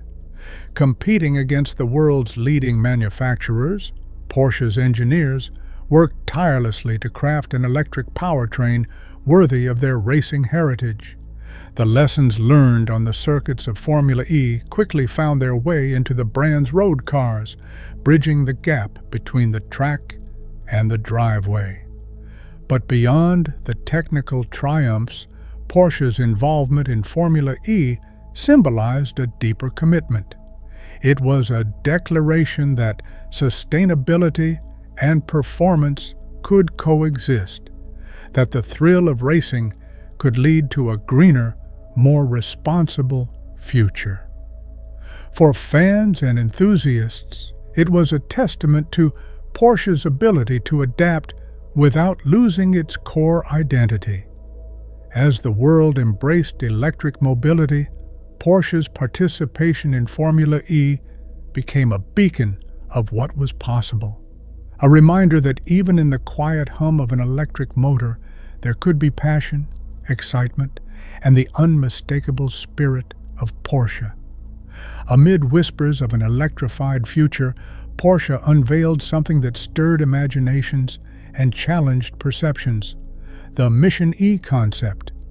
Introduced at the Frankfurt Motor Show in 2015, the sleek, futuristic vehicle wasn't just a concept car, it was a bold promise of what was to come. For Porsche, the Mission E was more than an engineering exercise. It was the embodiment of their vision for an electric era. From its very first appearance, the Mission E captured attention. Its sculpted silhouette paid homage to Porsche's design DNA with a low, wide stance and unmistakable curves. But beneath the striking exterior lay a revolution. Powered by a cutting-edge 800-volt system, the Mission E promised blistering acceleration, rapid charging capabilities, and an impressive range, all delivered in the refined package Porsche was known for. The car was a technical marvel. Innovations like a flat battery design integrated into the chassis lowered the car's center of gravity, enhancing handling and stability. Dual electric motors provided all-wheel drive and instant torque, ensuring that the Mission E could deliver not only on sustainability, but also on the driving pleasure Porsche owners demanded. Yet, what truly set the Mission E apart was how it balanced tradition with progress. Its four-door design hinted at practicality, while its driver-focused cockpit was a nod to Porsche's enduring commitment to the experience behind the wheel. Every detail, from the futuristic instrument cluster to the seamless infotainment system, was designed to merge cutting-edge technology with timeless elegance. The Mission E wasn't just about creating an electric car. It was about redefining what a Porsche could be in an electrified world. It laid the foundation for the Taycan, but more importantly, it proved that innovation and heritage could exist in perfect harmony. For enthusiasts, the Mission E represented hope that the essence of Porsche could evolve without being lost. And so, the Mission E became a milestone in Porsche's journey. It wasn't merely a precursor to the Taycan, it was a symbol of the brand's unyielding dedication to excellence, even as the road ahead transformed. As the auto industry stood at a crossroads, Porsche took deliberate steps toward a more sustainable future, anchoring their commitment in something greater than the vehicles they built. Beyond producing electric cars, Porsche sought to redefine the process itself, rethinking every stage of production from design to delivery in service of the planet. At the heart of the commitment was Porsche's factory in Zuffenhausen, Germany. Long celebrated as the birthplace of the 911, the iconic facility underwent a transformation to meet the needs of a new era. By 2019, it stood as one of the most advanced automotive plants in the world, running on 100% renewable energy. Solar panels adorned rooftops, biogas powered critical operations, and waste was reduced at every step. The factory wasn't just efficient, it was a testament to Porsche's pledge to minimize its environmental footprint. But Porsche's dedication extended beyond energy sources. They embraced the principles of a circular economy, rethinking materials to ensure they could be reused or recycled. Leather alternatives for interiors, water-based paints, and sustainable steel were just a few of the ways Porsche balanced luxury with responsibility. Even the batteries for their electric vehicles were designed with second life use in mind, ensuring they could continue serving renewable energy systems after their time on the road. The company also took responsibility for its broader ecosystem, implementing sustainable practices across its supply chain. Partnerships with ethical material providers and commitments to fair labor practices underscored Porsche's belief that sustainability wasn't just about carbon emissions, it was about creating a better world. Yet even as Porsche adapted, they stayed true to their roots. Every decision, from eco-friendly design to renewable energy, was made with the same meticulous precision that defined their engineering philosophy. The shift wasn't about abandoning tradition, but rather reimagining it for a sustainable future. By 2020, Porsche had set ambitious goals, promising to achieve carbon neutrality across its operations by 2030. That wasn't a distant aspiration, it was a natural extension of the company's values. For Porsche, sustainability wasn't just a checkbox, it was an integral part of their legacy, proving that excellence and environmental stewardship could go hand in hand.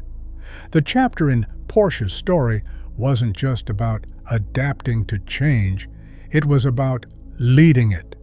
As they steered toward a greener horizon, they carried with them a profound message. Progress isn't measured by what you leave behind, but by the possibilities you create for the future. When the Porsche Taycan was unveiled to the world in 2019, it was more than just a car. It was a bold statement.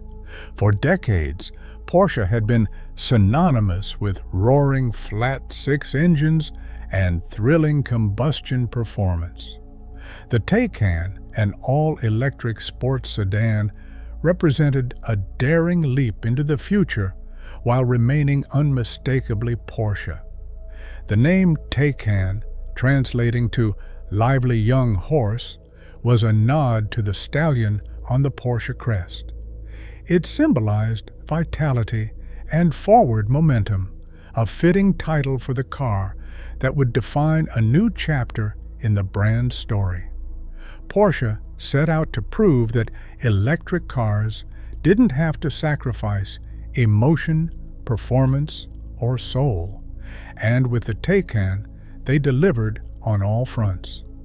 From its very first glance, the Taycan captivated.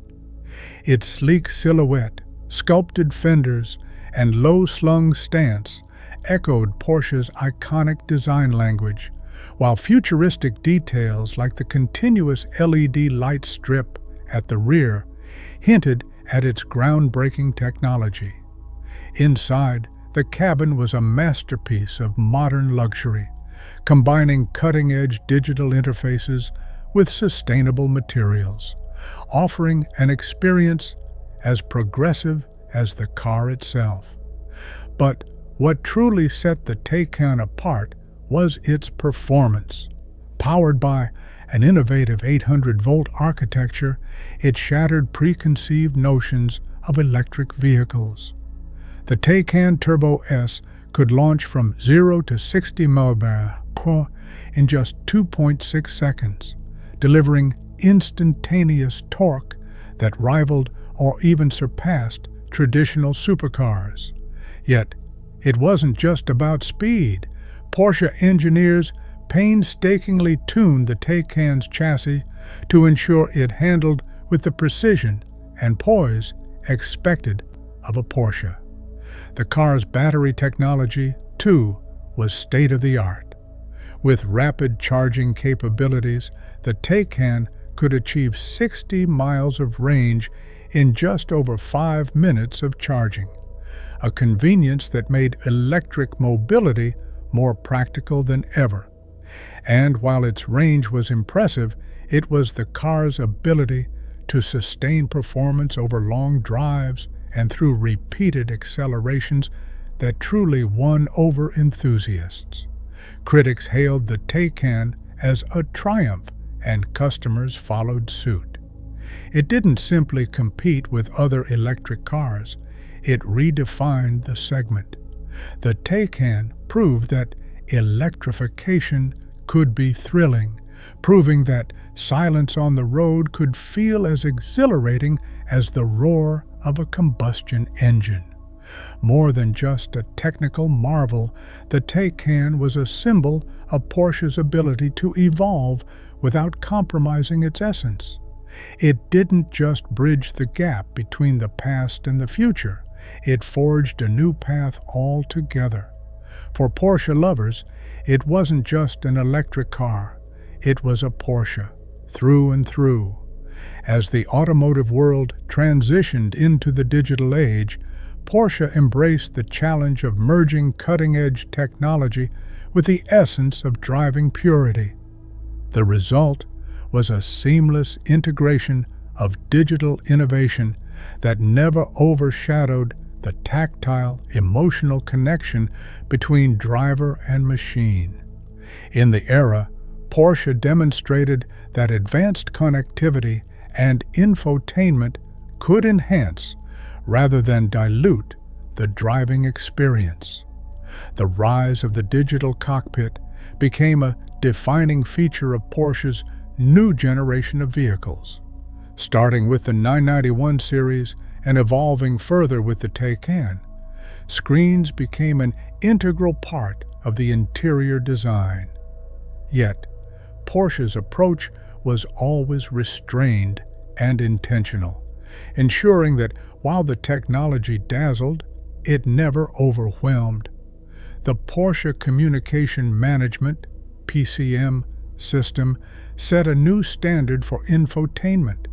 With a responsive touchscreen, intuitive controls, and advanced voice recognition, it offered a wealth of features at the driver's fingertips. Navigation became smarter, offering real-time traffic updates and route optimization. Connectivity allowed drivers to seamlessly sync their smartphones, enabling features like Apple CarPlay and Android Auto. But true to Porsche's ethos, even with these advancements, the system remained focused on the driver, ensuring minimal distractions. With the Taycan, Porsche took a leap forward in redefining the digital experience. The cockpit became a harmonious blend of analog sensibilities and futuristic elements. A curved digital instrument cluster greeted the driver with customizable displays, providing critical information at a glance. Additional touchscreens for climate control and media ensured every passenger felt engaged, while haptic feedback enhanced usability, maintaining the tactile satisfaction that Porsche interiors were known for. Beyond infotainment, Porsche began exploring over-the-air updates, allowing vehicles to improve and evolve long after they left the factory. That not only enhanced convenience, but also demonstrated Porsche's commitment to longevity and continuous improvement, values deeply embedded in the brand's DNA. But perhaps the most remarkable innovation was Porsche's ability to blend the digital transformation with timeless driving pleasure. Despite the advanced technology, Porsche remained focused on the steering wheel, the road ahead, and the joy of driving. Even as screens proliferated and connectivity expanded, Porsche retained its signature balance. Technology served the driver, not the other way around. As the digital future unfolded, Porsche proved that innovation could coexist with tradition. The brand's ability to preserve its soul while embracing the future set it apart. For Porsche enthusiasts, it wasn't just about staying connected. It was about staying connected to the experience that mattered most, the drive. By the second decade of the 21st century, Porsche wasn't just about building cars, it was about building relationships. With a legacy that spanned generations, Porsche understood that its vehicles were more than machines. They were gateways to a lifestyle, a passion, and an emotional bond with the road. The philosophy gave rise to Porsche Experience Centers, sanctuaries for enthusiasts to immerse themselves in the brand's ethos like never before. These centers were more than showrooms, they were playgrounds for Porsche lovers. Located strategically around the globe, from Atlanta to Shanghai, the experience centers were designed to embody Porsche's spirit of precision, performance, and connection. Each location offered a unique blend of education and exhilaration, allowing fans to deepen their understanding of the cars while indulging in the thrill of driving them.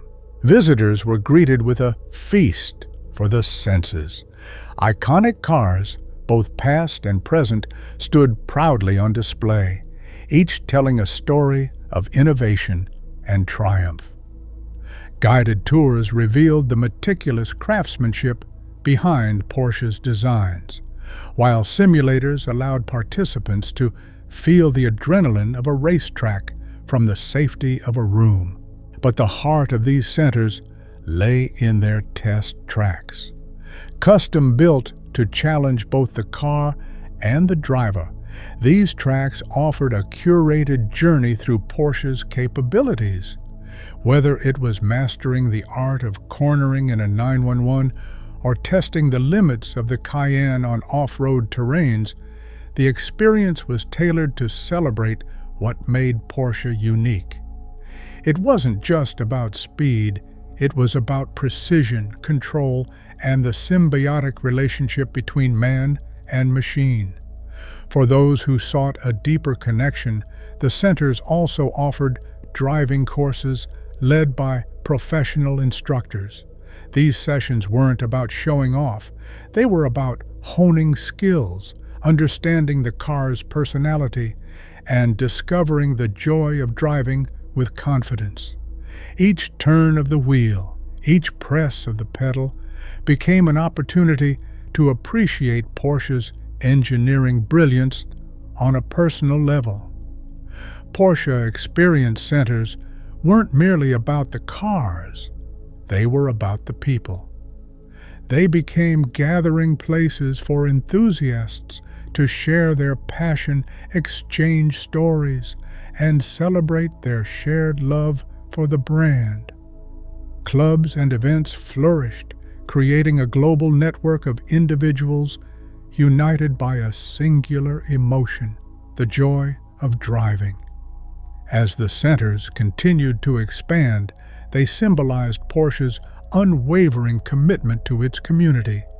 The cars may have been the stars, but it was the people, the fans, the drivers, the dreamers who gave Porsche its soul. And in these sanctuaries of speed and precision, that soul was celebrated, cherished, and renewed with every lap. In 2018, Porsche reached a milestone that few brands ever achieve, its 70th anniversary. It was a moment to pause and reflect on the journey that began in a small Austrian town with the creation of the 356, a moment to honor the tradition that had driven Porsche to global acclaim. More than just an anniversary, it was a celebration of the brand's ethos, its unyielding commitment to engineering excellence, design innovation, and a deep connection to its community. The festivities took on many forms, spanning continents and drawing together enthusiasts from every corner of the world. At the heart of these celebrations was the recognition of how Porsche had become more than a car company. It had become a symbol of passion, performance, and precision. For 7 decades, Porsche had remained steadfast in its vision, resisting fleeting trends and instead creating timeless vehicles that inspired generations. Events commemorating the anniversary ranged from massive gatherings of Porsche clubs to intimate exhibitions showcasing the brand's rich history. The Porsche Museum in Stuttgart curated a special display, weaving together a narrative that spanned the early days of the 356 to the groundbreaking advancements of the Cayenne. Visitors were reminded of the evolution of design, the innovation in engineering, and the perseverance that defined Porsche's journey. The celebrations also extended to the track. Special racing events brought historic Porsche race cars back to life, their engines roaring once again in tribute to the brand's motorsport legacy. From the 917 to the 962, these vehicles weren't just museum pieces. They were living, breathing testaments to the spirit of competition that had driven Porsche forward. But the celebrations weren't solely about looking back. Porsche used the moment to reaffirm its commitment to the future. The launch of the Mission E concept car, a precursor to the Cayenne, underscored the brand's dedication to electric innovation. It was a bold statement. Porsche would continue to honor its heritage while embracing the challenges and opportunities of a rapidly changing world. Through it all, one theme remained clear. Porsche's success wasn't just about the cars. It was about the people, the employees, the engineers, the designers, the racers, and, most importantly, the enthusiasts. All had played a role in shaping the brand. It was their shared passion that had sustained Porsche through challenges and triumphs alike. As the celebrations drew to a close, they left behind more than just memories. They left a renewed sense of purpose, a reaffirmation of Porsche's identity, and a promise to continue creating cars that ignite the soul. For 70 years, Porsche had been a beacon of excellence, and as the brand stood on the cusp of a new era, it was clear that the legacy was far from over. For many, the Porsche 911 isn't just a car, it's a dream. And for the countless enthusiasts around the world, the 992 generation represents that dream, refined to near perfection. It's the car that feels like it exists on the edge of reality and aspiration, embodying the weight of decades of innovation while offering a driving experience that feels like pure magic. From the very first glance, the 992 captivates. Its form, sculpted with precision, pays reverence to the unmistakable silhouette that has graced Porsche's design for generations. Yet, the is more than a tribute to history. It's a bold leap into the future. Wider fenders and a confident stance exude strength, while details like the continuous light strip at the rear signal a seamless embrace of modernity. It feels like looking at a work of art that just so happens to move with breathtaking speed. But the 992 isn't just about aesthetics. Porsche's engineers poured their souls into every millimeter of its creation.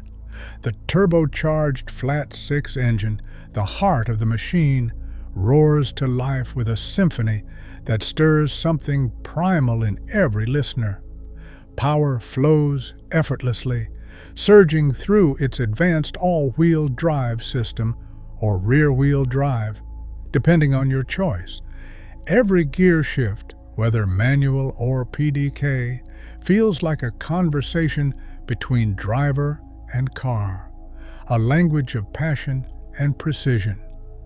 Inside, the cabin cocoons you in luxury while maintaining a razor-sharp focus on performance.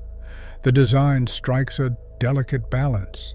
Digital advancements like the configurable displays coexist with analog touches, such as the iconic tachometer at the center of the gauge cluster.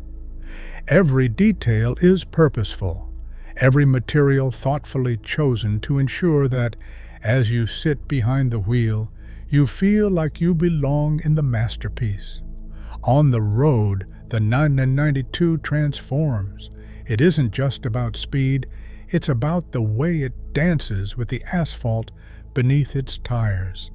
The steering feels alive, the chassis supple yet sharp, adapting seamlessly whether you're tackling a hairpin turn or cruising along a coastal highway. The 992 invites you into a rhythm, a flow, where driver and car become one, and the world around you fades into the background.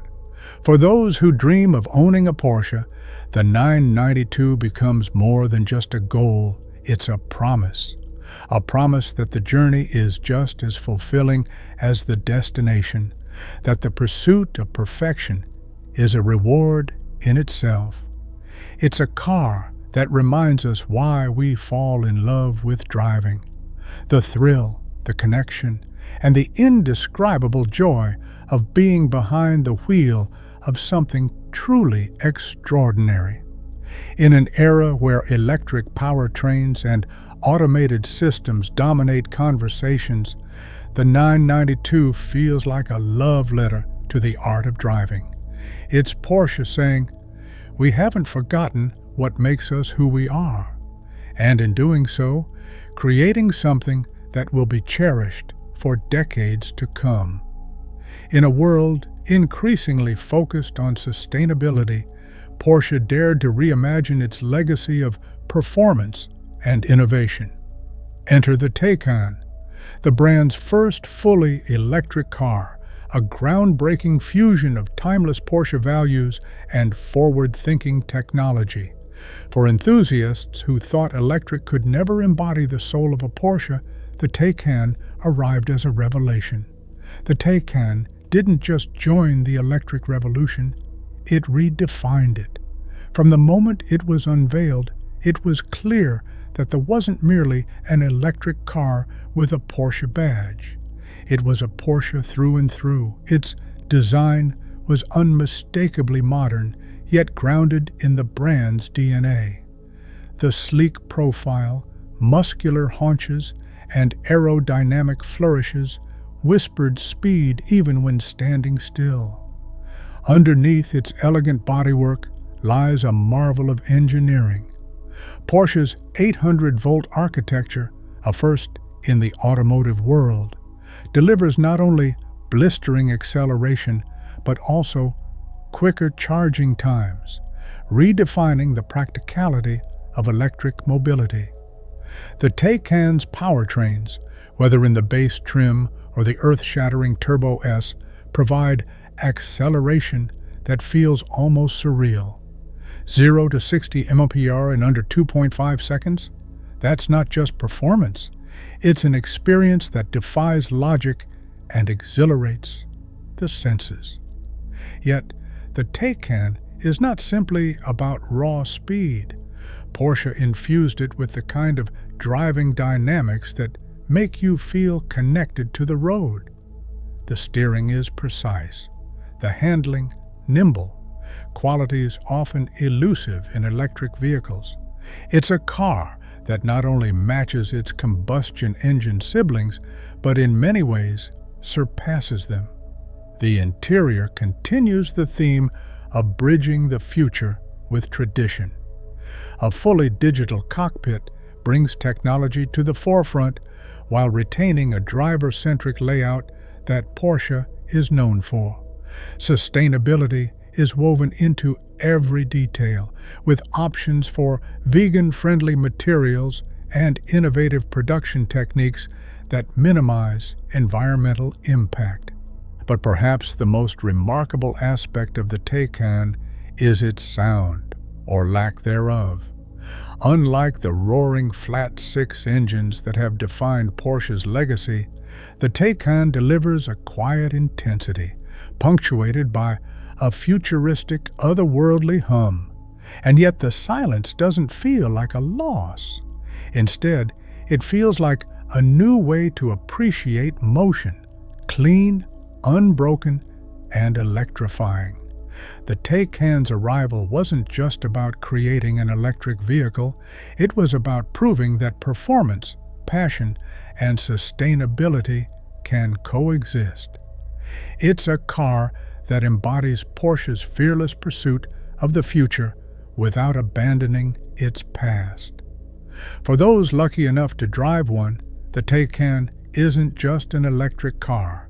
It's a glimpse into what lies ahead for the brand, a promise that the Porsche spirit will thrive no matter the era or the power source.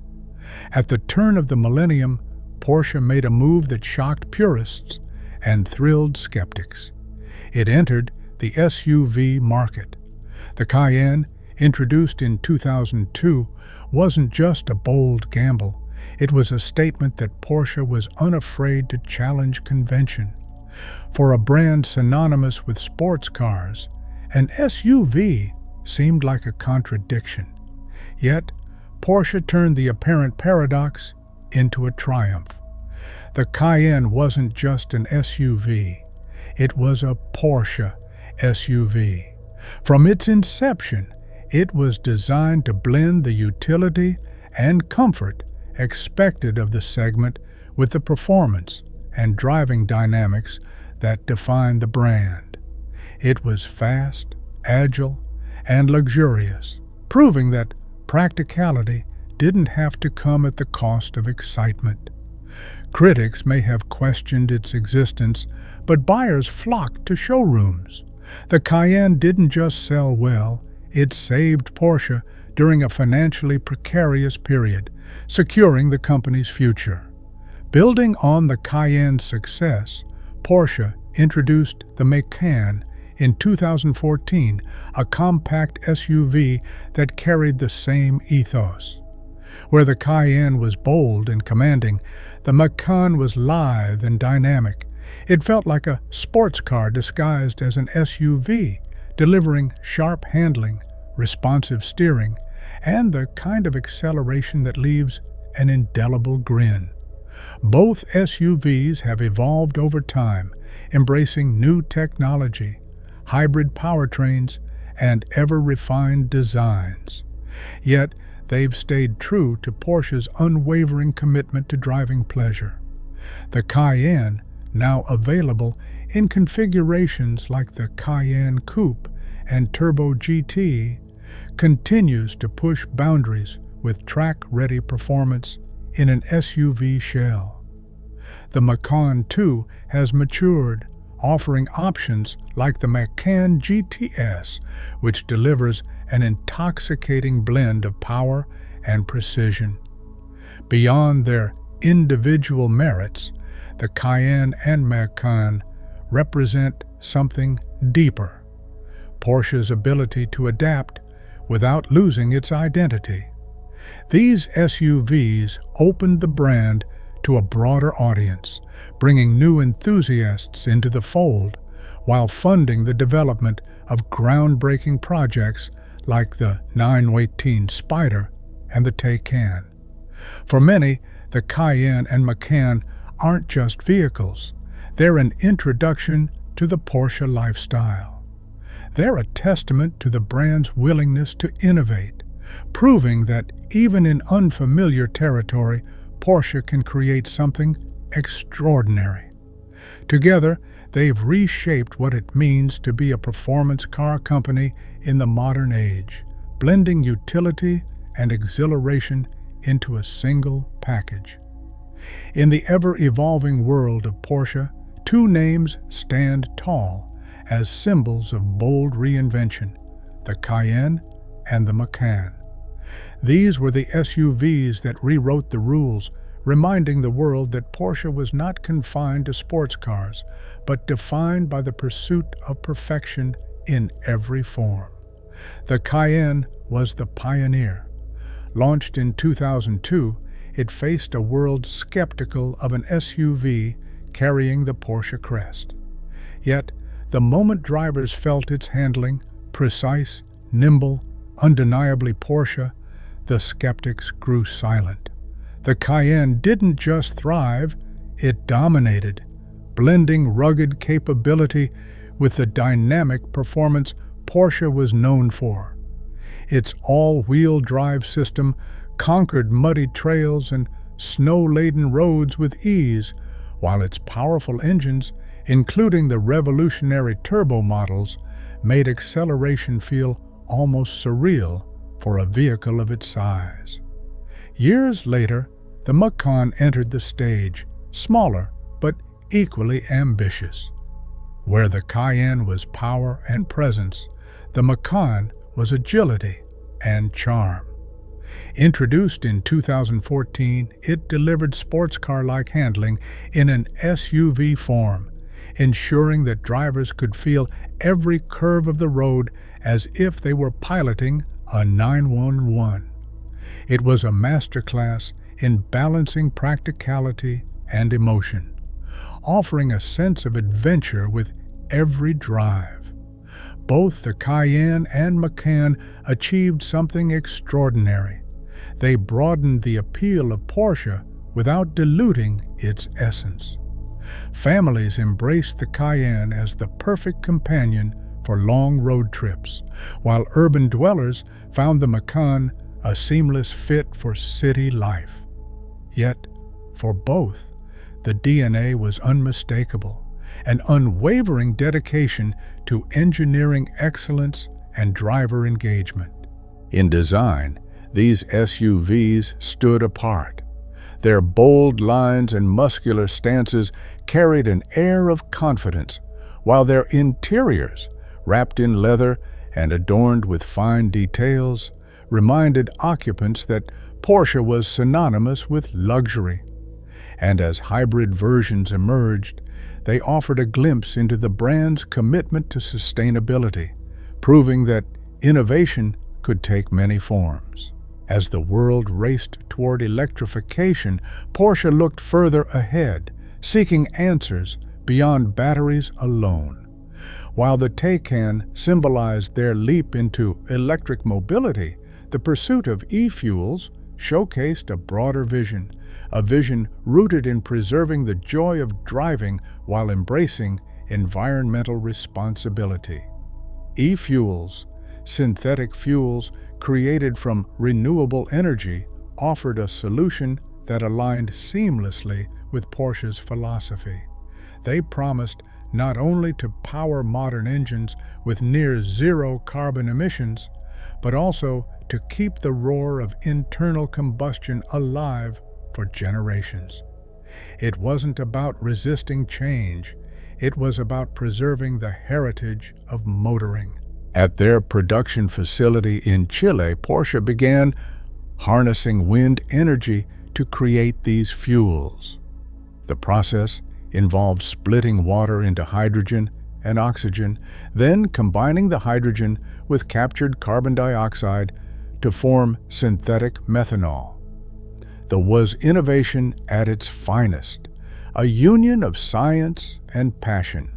For Porsche, e-fuels represented more than a technological endeavor. They symbolized a commitment to offering choices.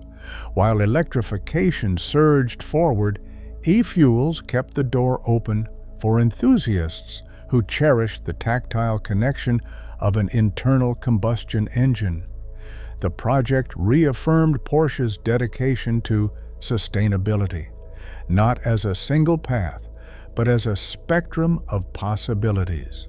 Through e-fuels, Porsche embraced a future where technology and tradition could coexist. It was a future where drivers could continue to hear the familiar growl of a flat-six engine while knowing their journey left a lighter footprint on the planet. For Porsche, motorsport wasn't merely a proving ground. It was a sacred tradition. Every race, every victory, carried the echoes of decades past, where Ferdinand Porsche's vision of performance was first put to the test. Today, Porsche continues to dominate endurance racing, a discipline that demands not just speed, but resilience and strategy. From the hallowed grounds of Le Mans to the grueling Nürburgring, Porsche's cars have shown an unparalleled ability to endure. The 919 Hybrid, a technological marvel, conquered the World Endurance Championship, blending electrification with outright performance. It was a car that bridged the gap between track and road, showcasing lessons that would inform Porsche's future. But endurance racing isn't just about technology, it's about heart. Drivers push themselves and their machines to the limit, knowing every lap is a testament to Porsche's relentless pursuit of perfection. Each win isn't just a notch in history, it's a declaration that the brand's spirit remains as vibrant as ever. Even as motorsport evolves with electrification and sustainability, Porsche has adapted without losing its competitive edge.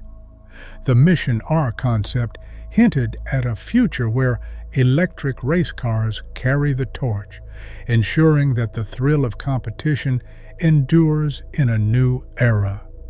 Porsche's legacy in motorsport remains a beacon for the automotive world.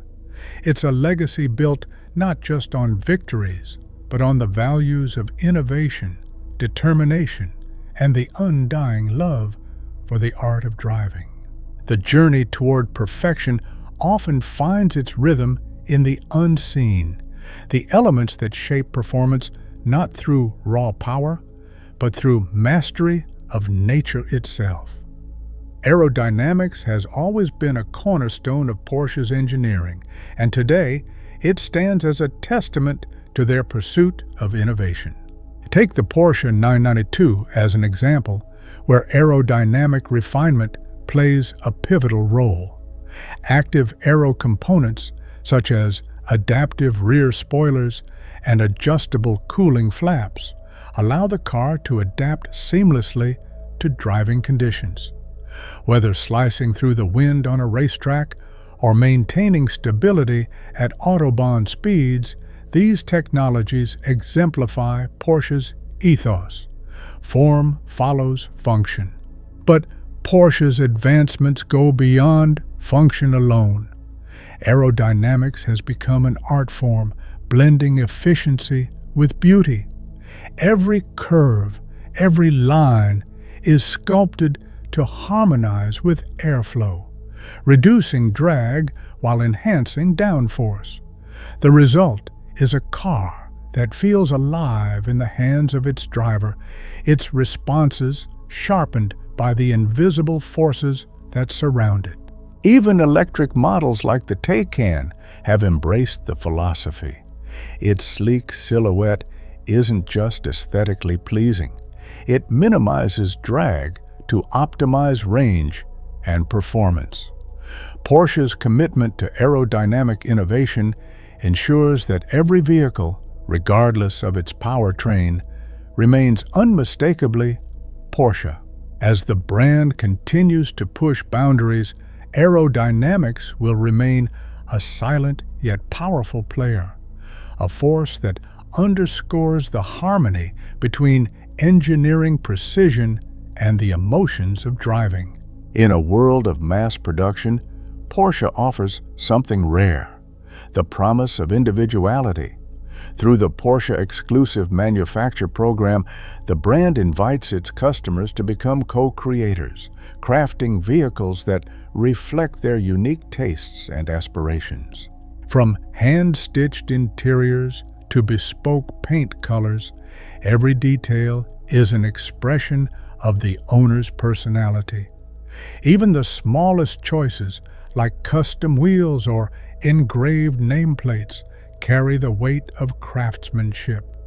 Each car that emerges from the program is a story, one that marries Porsche's engineering expertise with the desires of its most passionate enthusiasts. Consider the artistry involved in the creation of custom leather interiors, where skilled artisans shape and stitch every piece with meticulous care. Or the innovation behind Porsche's ability to match almost any color a customer envisions, ensuring the car feels like an extension of their identity. Through the Exclusive Manufacturer Program, Porsche has bridged the gap between precision engineering and emotional connection. It's more than a car. It's a canvas. For enthusiasts, the level of personalization reinforces the idea that owning a Porsche isn't just about driving. It's about being part of something greater. By embracing the philosophy, Porsche continues to deepen its relationship with its customers, proving that while every Porsche is extraordinary, no two need to be the same. Porsche has transcended its role as a car manufacturer to become a cultural icon. Its influence ripples through film, art, and fashion, where its presence symbolizes sophistication, speed, and timeless design. In film, Porsches often play starring roles, embodying the spirit of freedom and adventure. From Steve McQueen's 917 in Le Mans to the Black 911 Turbo in Bad Boys, these cars have become more than props. They're characters, imbued with a life of their own. Even in quieter moments, like the sweeping shots of a Cayenne gliding through city streets in a modern film, Porsche's essence commands attention. Art, too, has embraced the brand. From Andy Warhol's silk-screen depictions of the 356 to contemporary installations featuring deconstructed 911s, Porsche continues to inspire creators to reimagine the intersection of automotive design and artistic expression. In galleries and private collections, these works remind us that the Porsche story is as much about aesthetics as it is about engineering. Fashion further amplifies the cultural resonance. Collaborations with high-end brands, limited edition collections, and even Porsche Design's luxury goods extend the brand's identity into everyday life. A Porsche isn't just a car, it's a lifestyle, a statement that resonates whether you're on the road, in a gallery, or stepping out in tailored attire. By weaving itself into the fabric of culture, Porsche has ensured its legacy extends far beyond the automotive world. Its cars are not just driven, they're celebrated, admired, and immortalized. As Porsche stands on the cusp of its future, the road ahead is illuminated by the brand's unyielding commitment to excellence. But what does the horizon hold for the iconic name? The journey begins with electrification. While the Taycan has already set new benchmarks for electric performance, Porsche is deep into developing the next generation of electric vehicles. Concepts like the Mission R hint at a future where sustainability meets uncompromising performance, blending cutting-edge technology with the visceral thrill Porsche is known for. Porsche's dedication to sustainability doesn't stop at electric drivetrains. The brand is investing heavily in e-fuels, synthetic fuels designed to reduce emissions without sacrificing the joy of internal combustion engines. The dual focus ensures that Porsche can honor its heritage while embracing the demands of a greener future. Innovation continues to shape every corner of the brand. Autonomous technology is being explored not to replace the driver, but to enhance the driving experience. Imagine a car that learns your favorite roads, adjusts its performance to your preferences, and becomes an even more intuitive partner on every journey. As Porsche moves forward, it does so with a clear vision to remain a leader in both technology and emotion. The essence of Porsche will never be lost. It will evolve, shaped by the brand's unwavering pursuit of perfection. The road ahead is bright, filled with possibilities and challenges alike.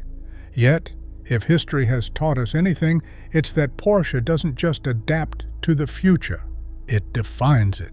Porsche clubs are more than gatherings of car owners. They are living, breathing celebrations of the brand's soul. The very first Porsche club was founded in 1952, born from a shared passion for the revolutionary Porsche 356. From those humble beginnings in post-war Germany, the community has grown into a global network of over 700 clubs spanning 86 countries, a testament to the enduring allure of the brand. Within these clubs lies a unique spirit, one that binds enthusiasts together. It's not just the cars that unite them, it's the shared reverence for craftsmanship, engineering, and the thrill of driving. Club events, whether spirited drives, restoration showcases, or technical workshops, become extensions of the Porsche story, keeping its legacy alive. Porsche itself understands the profound connection. The company has nurtured the relationship with limited edition models for club members and ongoing support for global events. Every Porsche club embodies the belief that the cars are more than machines. They are vehicles of connection, symbols of belonging to something far greater. To own a Porsche is to be part of a narrative that is as personal as it is collective. Every owner adds their chapter to the brand's storied history, crafting memories that intertwine with their cars.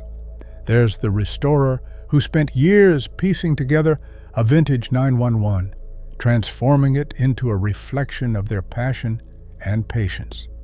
Or the first-time owner of a Taycan, marveling at how a car can merge electric innovation with the unmistakable DNA of a Porsche.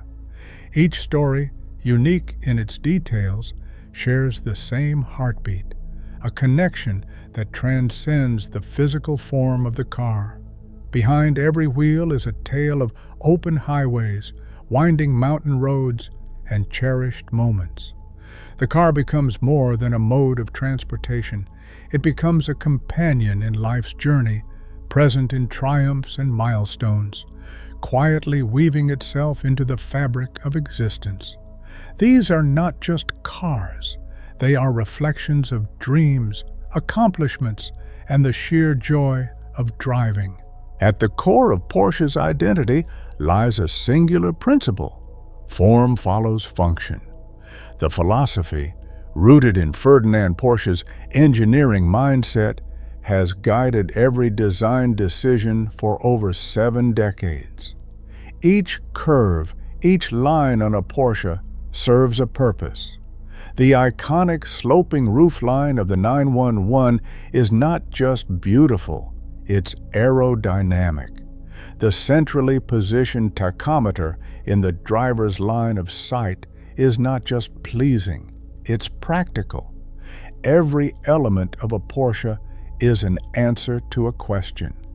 How can the car perform better, drive faster, and connect deeper with its driver? The approach goes beyond aesthetics. Porsche's engineering ethos is a masterclass in restraint, refusing to add complexity where simplicity will do. It's why their cars feel timeless, resisting fleeting trends and instead embodying a design language that remains relevant decades later. From the roar of engines at Le Mans to the quiet thrill of a winding country road, Porsche's connection to racing has always informed its production cars. Motorsport is the crucible in which the brand's innovations are tested, refined, and perfected. The lessons learned from endurance racing, the extreme demands on reliability, aerodynamics, and performance are transferred directly to the road. The 917, which dominated Le Mans, gave birth to turbocharging in road cars. The advancements in hybrid technology seen in the 918 Spyder were forged in Porsche's racing labs. The interplay between track and road is not just a technical exercise, it's a philosophy that keeps Porsche at the forefront of innovation, while staying true to its origins. A Porsche is immediately recognizable. The teardrop silhouette of the 356, the wide stance of the 911, the futuristic curves of the Cayenne, these designs evoke an emotional response before the engine even roars to life. Porsche's approach to design is both bold and deliberate. It blends form and function into an inseparable whole where beauty serves a purpose. The result is a portfolio of cars that are as stunning to look at as they are exhilarating to drive. Their timelessness lies in their restraint. A Porsche is never over-designed, its elegance lying in the balance of its proportions and the subtlety of its details. Each car, regardless of era, feels like a piece of automotive art, crafted not just to be seen, but to be experienced. While Porsche continues to innovate, its roots remain firmly planted in tradition. Each new model carries the DNA of its predecessors, ensuring that the lineage of the brand remains intact. The Taycan, though fully electric, echoes the spirit of the 911 in its design and driving dynamics. The 992, while equipped with modern technology, feels like a direct descendant of the very first 911. The balance between honoring heritage and embracing the future is what sets Porsche apart. It evolves without losing its identity. The Porsche factory is a place where machines and artisans work in harmony. Robots handle precision tasks with unwavering consistency, while human hands add the finishing touches that bring personality and soul to each car. Walking through the factory, one senses the meticulous attention to detail that defines Porsche's production process.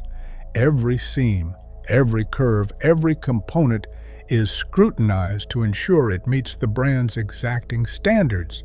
It's not just about building cars, it's about crafting excellence. There's a reason Porsche enthusiasts talk about sound as much as speed.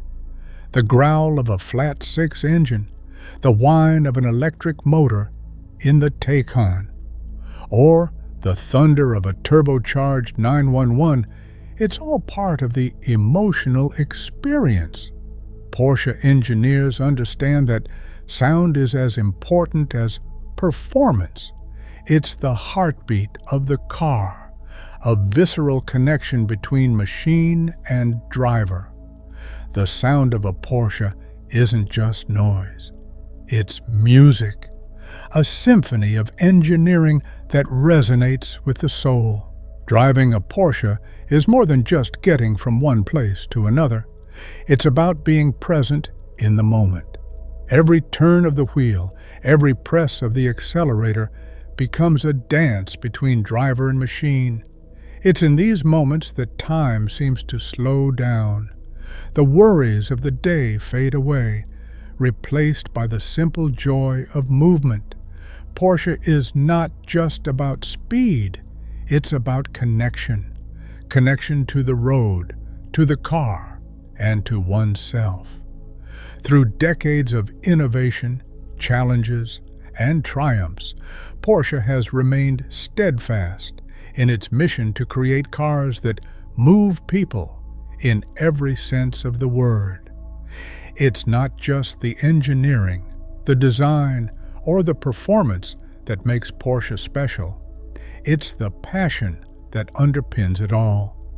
Porsche endures because it is more than a car brand. It's a feeling, an idea, a way of life. It's about the pursuit of excellence and the joy of driving. And as the years go by, that spirit continues to inspire, ensuring that the Porsche story will never truly end. As we reach the conclusion of Porsche's story, it's clear that the brand is not just a car manufacturer, it is a creator of legacies. Over 8 decades, Porsche has redefined what it means to drive, inspiring awe and admiration across generations. The cars themselves are marvels of engineering, but Porsche's true impact lies in how it has shaped the dreams, aspirations, and emotions of its community. The story is not just about building faster cars or winning more races. It's about creating something timeless, something that endures in the hearts of those who experience it. Behind every Porsche is a story of craftsmanship, one that began with Ferdinand Porsche and continues through generations of passionate engineers, designers, and dreamers. Theirs is a family legacy, not just within the Porsche lineage, but among everyone who feels a connection to the brand. Every Porsche on the road is a tribute to that relentless pursuit of perfection. And as each generation adds its chapter, the legacy only grows richer, ensuring that the spirit of Porsche remains alive. Porsche's history is a journey through the evolution of engineering, from the air-cooled engines of the past to the electric motors driving the future. It's a story of adaptation and ingenuity, of a brand unafraid to embrace change while holding fast to its core values. It's a reminder that progress is not the absence of tradition, but its continuation. The Porsche crest is more than a badge. It is a symbol of excellence, aspiration, and identity. Every time it adorns a car, it carries the weight of history, the promise of performance, and the pride of belonging. For those who see it, it inspires admiration. For those who drive it, it inspires connection. And for those who dream of it, it inspires hope, a reminder that excellence is not out of reach. In just a few decades, Porsche will celebrate its 100th anniversary, a century of pushing boundaries and exceeding expectations. The milestone will not just mark the passage of time, but will honor a legacy of brilliance, from the first 356 to the cutting-edge Cayenne. As we reflect on the journey, it's not just the cars we celebrate, it's the spirit behind them, the spirit of innovation, passion, and unwavering dedication to excellence. Porsche is not just a company, it is a global family. Enthusiasts from every corner of the world unite around a shared love for these cars, creating a community that transcends borders, languages, and backgrounds. It's a brand that connects people, fosters friendships, and creates lifelong memories. And in the shared passion, we find a sense of belonging, a reminder that we are part of something bigger than ourselves. As Porsche looks to the future, it does so with a clear vision: to continue leading the way in innovation while committing to sustainability. From developing e-fuels to pioneering electric performance, the brand is shaping a future where driving passion and environmental responsibility coexist. At its core, Porsche is about emotion. It's about the way a flat-six engine's growl sends shivers down your spine. It's about the joy of tracing the perfect line on a winding road. It's about the pride of ownership, the thrill of racing, and the wonder of innovation. The emotional connection is what sets Porsche apart. It's not just about what these cars can do, it's about how they make you feel. It's a story that reminds us that greatness is not built overnight. It's earned through dedication, shaped by challenges, and defined by an unyielding commitment to excellence. As the journey comes to an end, it's not really an ending. It's an invitation to dream, to drive, to connect with a legacy that continues to evolve. Porsche is the belief that the pursuit of excellence is a journey worth taking. For those who've listened, the story is not just about Porsche. It's about what we aspire to be. It's about daring to dream bigger, striving for perfection, and finding joy in the journey.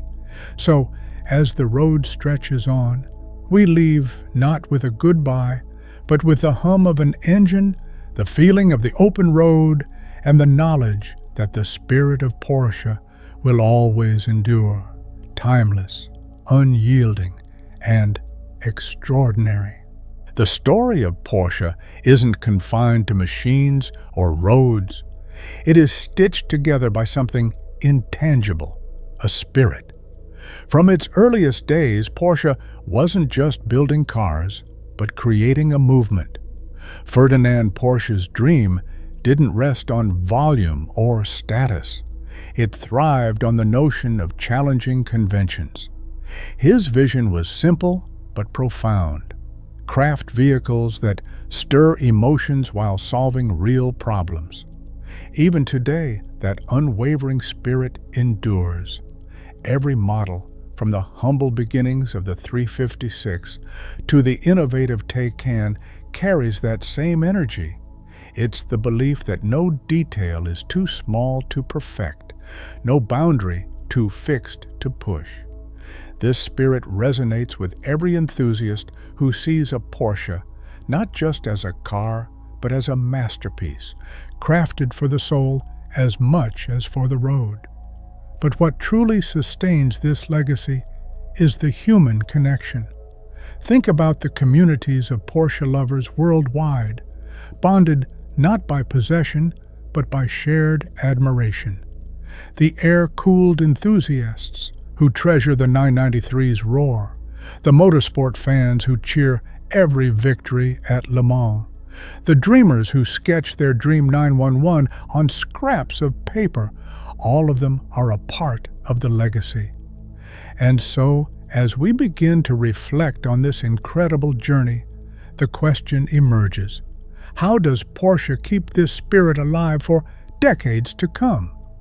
Let's dive deeper into that question and find the answer woven into the very DNA of its creations. In a world where trends come and go like fleeting seasons, Porsche has mastered the art of timelessness. It's not just the curve of a 911's roofline or the elegant simplicity of its dashboard.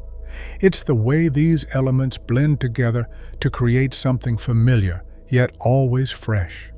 The magic lies in Porsche's commitment to evolution, not revolution. Every new model is a continuation of a story, a respectful nod to its predecessors while looking boldly toward the future. The round headlights of the 356 can still be seen in the 992. The flowing silhouette that first captured hearts in the 1960s remains a hallmark today. Porsche's design isn't about shouting, it's about whispering elegance. It's why a 30-year-old 964 can park beside a brand-new Cayenne and both feel equally relevant. There's a restraint in the way Porsche approaches design, a refusal to overcomplicate, a belief that the purest form often speaks the loudest. But beneath that timeless exterior lies an engine of constant innovation. With every model, Porsche refines the balance of form and function. Aerodynamics are reimagined not just for speed, but for efficiency. Materials are selected not just for weight savings, but for sustainability. The result? A car that looks like it belongs to the past, present, and future all at once. As Porsche moves forward, this principle of timeless evolution remains its guiding light. The design language may shift, but the essence will always remain unmistakably Porsche. It's this ability to honor its past while embracing its future that ensures the legacy endures. From the moment Porsche set its sights on motorsport, it became more than a car maker. It became a force. Racing wasn't a mere afterthought. It was a proving ground, a crucible where engineering dreams were forged into reality. The roar of the 917's flat 12 engine at Le Mans still echoes in the hearts of enthusiasts. It wasn't just a race, it was a statement. Porsche's dominance in endurance racing wasn't about speed alone. It was about strategy, reliability, and precision. The 962 carried this torch, cementing Porsche's place in the pantheon of motorsport legends. But the spirit of racing wasn't confined to the track. Every Porsche that rolls off the assembly line carries a piece of that legacy. The lessons learned at Le Mans, Daytona, and Nürburgring find their way into the cars we drive on the road. A Porsche isn't just engineered to move, it's engineered to connect. Behind every victory lies a philosophy that racing pushes boundaries, sharpens instincts, and inspires innovation. This relentless pursuit of excellence is why Porsche continues to dominate, even as the world shifts toward electrification. The Taycan's entry into Formula E is a testament to Porsche's ability to honor its racing roots while embracing the future. For Porsche, racing isn't just about trophies. It's about the pursuit of perfection. It's about taking risks, defying limits, and always striving to be better. And for the drivers, the engineers, and the fans, it's a reminder that some passions are worth chasing, lap after lap, generation after generation. Innovation at Porsche is not a buzzword, it's a promise. an unyielding commitment that has shaped the brand's journey from the very beginning. With every model, every engine, every design, Porsche redefines what's possible. Consider the leap from the 356 to the 911. When the world marveled at the simplicity and beauty of the 356, Porsche was already imagining its successor, a car that would become the benchmark for sports cars. The introduction of the flat-six engine wasn't just about performance, it was about creating a sound and feel that resonated with the driver's soul. Then came the turbo era, a bold move to harness forced induction and marry it with everyday drivability. The 911 Turbo became a symbol of power and sophistication, proving that engineering could serve both speed and practicality. Even when the world shifted toward luxury SUV, Porsche didn't follow trends. It set them. The Cayenne wasn't just another utility vehicle, it was a Porsche first and foremost. It delivered on-road precision and off-road capability in a way that surprised even the skeptics. And now, with the Taycan, Porsche continues to innovate, blending electric propulsion with the same attention to detail that has always defined its cars. This isn't just a car of the future, it's a Porsche of the future, designed to thrill, inspire, and endure. Innovation at Porsche is never about abandoning tradition, but about enhancing it.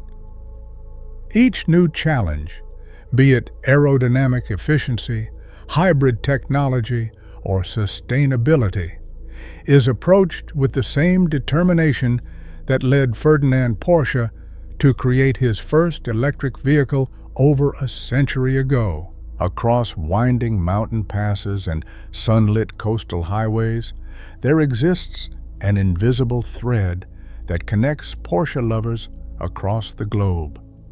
It's not just about the cars themselves, but the lives they touch and the memories they inspire. From bustling urban centers to quiet countryside roads, the Porsche emblem is a shared symbol of passion and craft, binding together those who see driving as an art form. Communities have formed in every corner of the world. Some gather at weekend meets, their vehicles gleaming like jewels under the morning sun.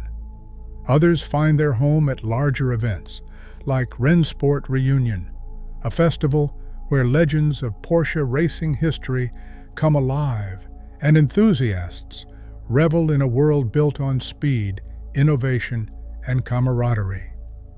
These gatherings are not about status but shared devotion, the kind that brings strangers together as though they've known each other for years. The Porsche Experience Centers amplify this connection, offering spaces where drivers can feel the spirit of the car in their hands and under their feet. It's where admiration transforms into understanding, where the soul of a Porsche reveals itself in each turn of the wheel. And when you see the smiles that follow, genuine, uncontainable, you realize the bond is something intangible but deeply felt. What truly sets the Porsche community apart is its sense of preservation. Owners pass down their vehicles, often with stories etched into every curve and crevice. A 356 might tell of decades of journeys, while a 992 whispers promises of adventures yet to come. The legacy is never static. It evolves with each driver, each road, and each gathering. In this global tapestry of passion, every owner, fan, and admirer becomes a part of the story. Together, they ensure that Porsche is not simply remembered, but celebrated, carrying its spirit far into the future, one shared moment at a time. As the story of Porsche comes to rest, let us reflect on what this journey has truly meant. From the vision of Ferdinand Porsche to the cars that grace the roads today, Porsche has become more than just a brand. It is a testament to human ambition, craftsmanship, and the pursuit of something extraordinary. Every model, every curve, every sound tells a story of dreams realized and boundaries pushed. It's the thrill of innovation paired with the warmth of tradition. It's the connection between man, machine, and the open road, a connection that goes beyond technology or design. It's a feeling, an emotion, a timeless legacy. Tonight, as you lay your head down, let the hum of this story stay with you. Picture yourself behind the wheel, the road stretching out endlessly before you. The engine purrs, the air is crisp, and all that exists is the moment, the present, alive with possibility. Sleep well, knowing that the spirit of Porsche isn't confined to the pages of history. It lives on in every driver who dreams, in every enthusiast who feels their heartbeat quicken at the sight of the crest. It lives in you, and it will carry on for generations to come. Good night, and may your dreams be filled with the sound of engines, the joy of open roads, and the boundless spirit of Porsche.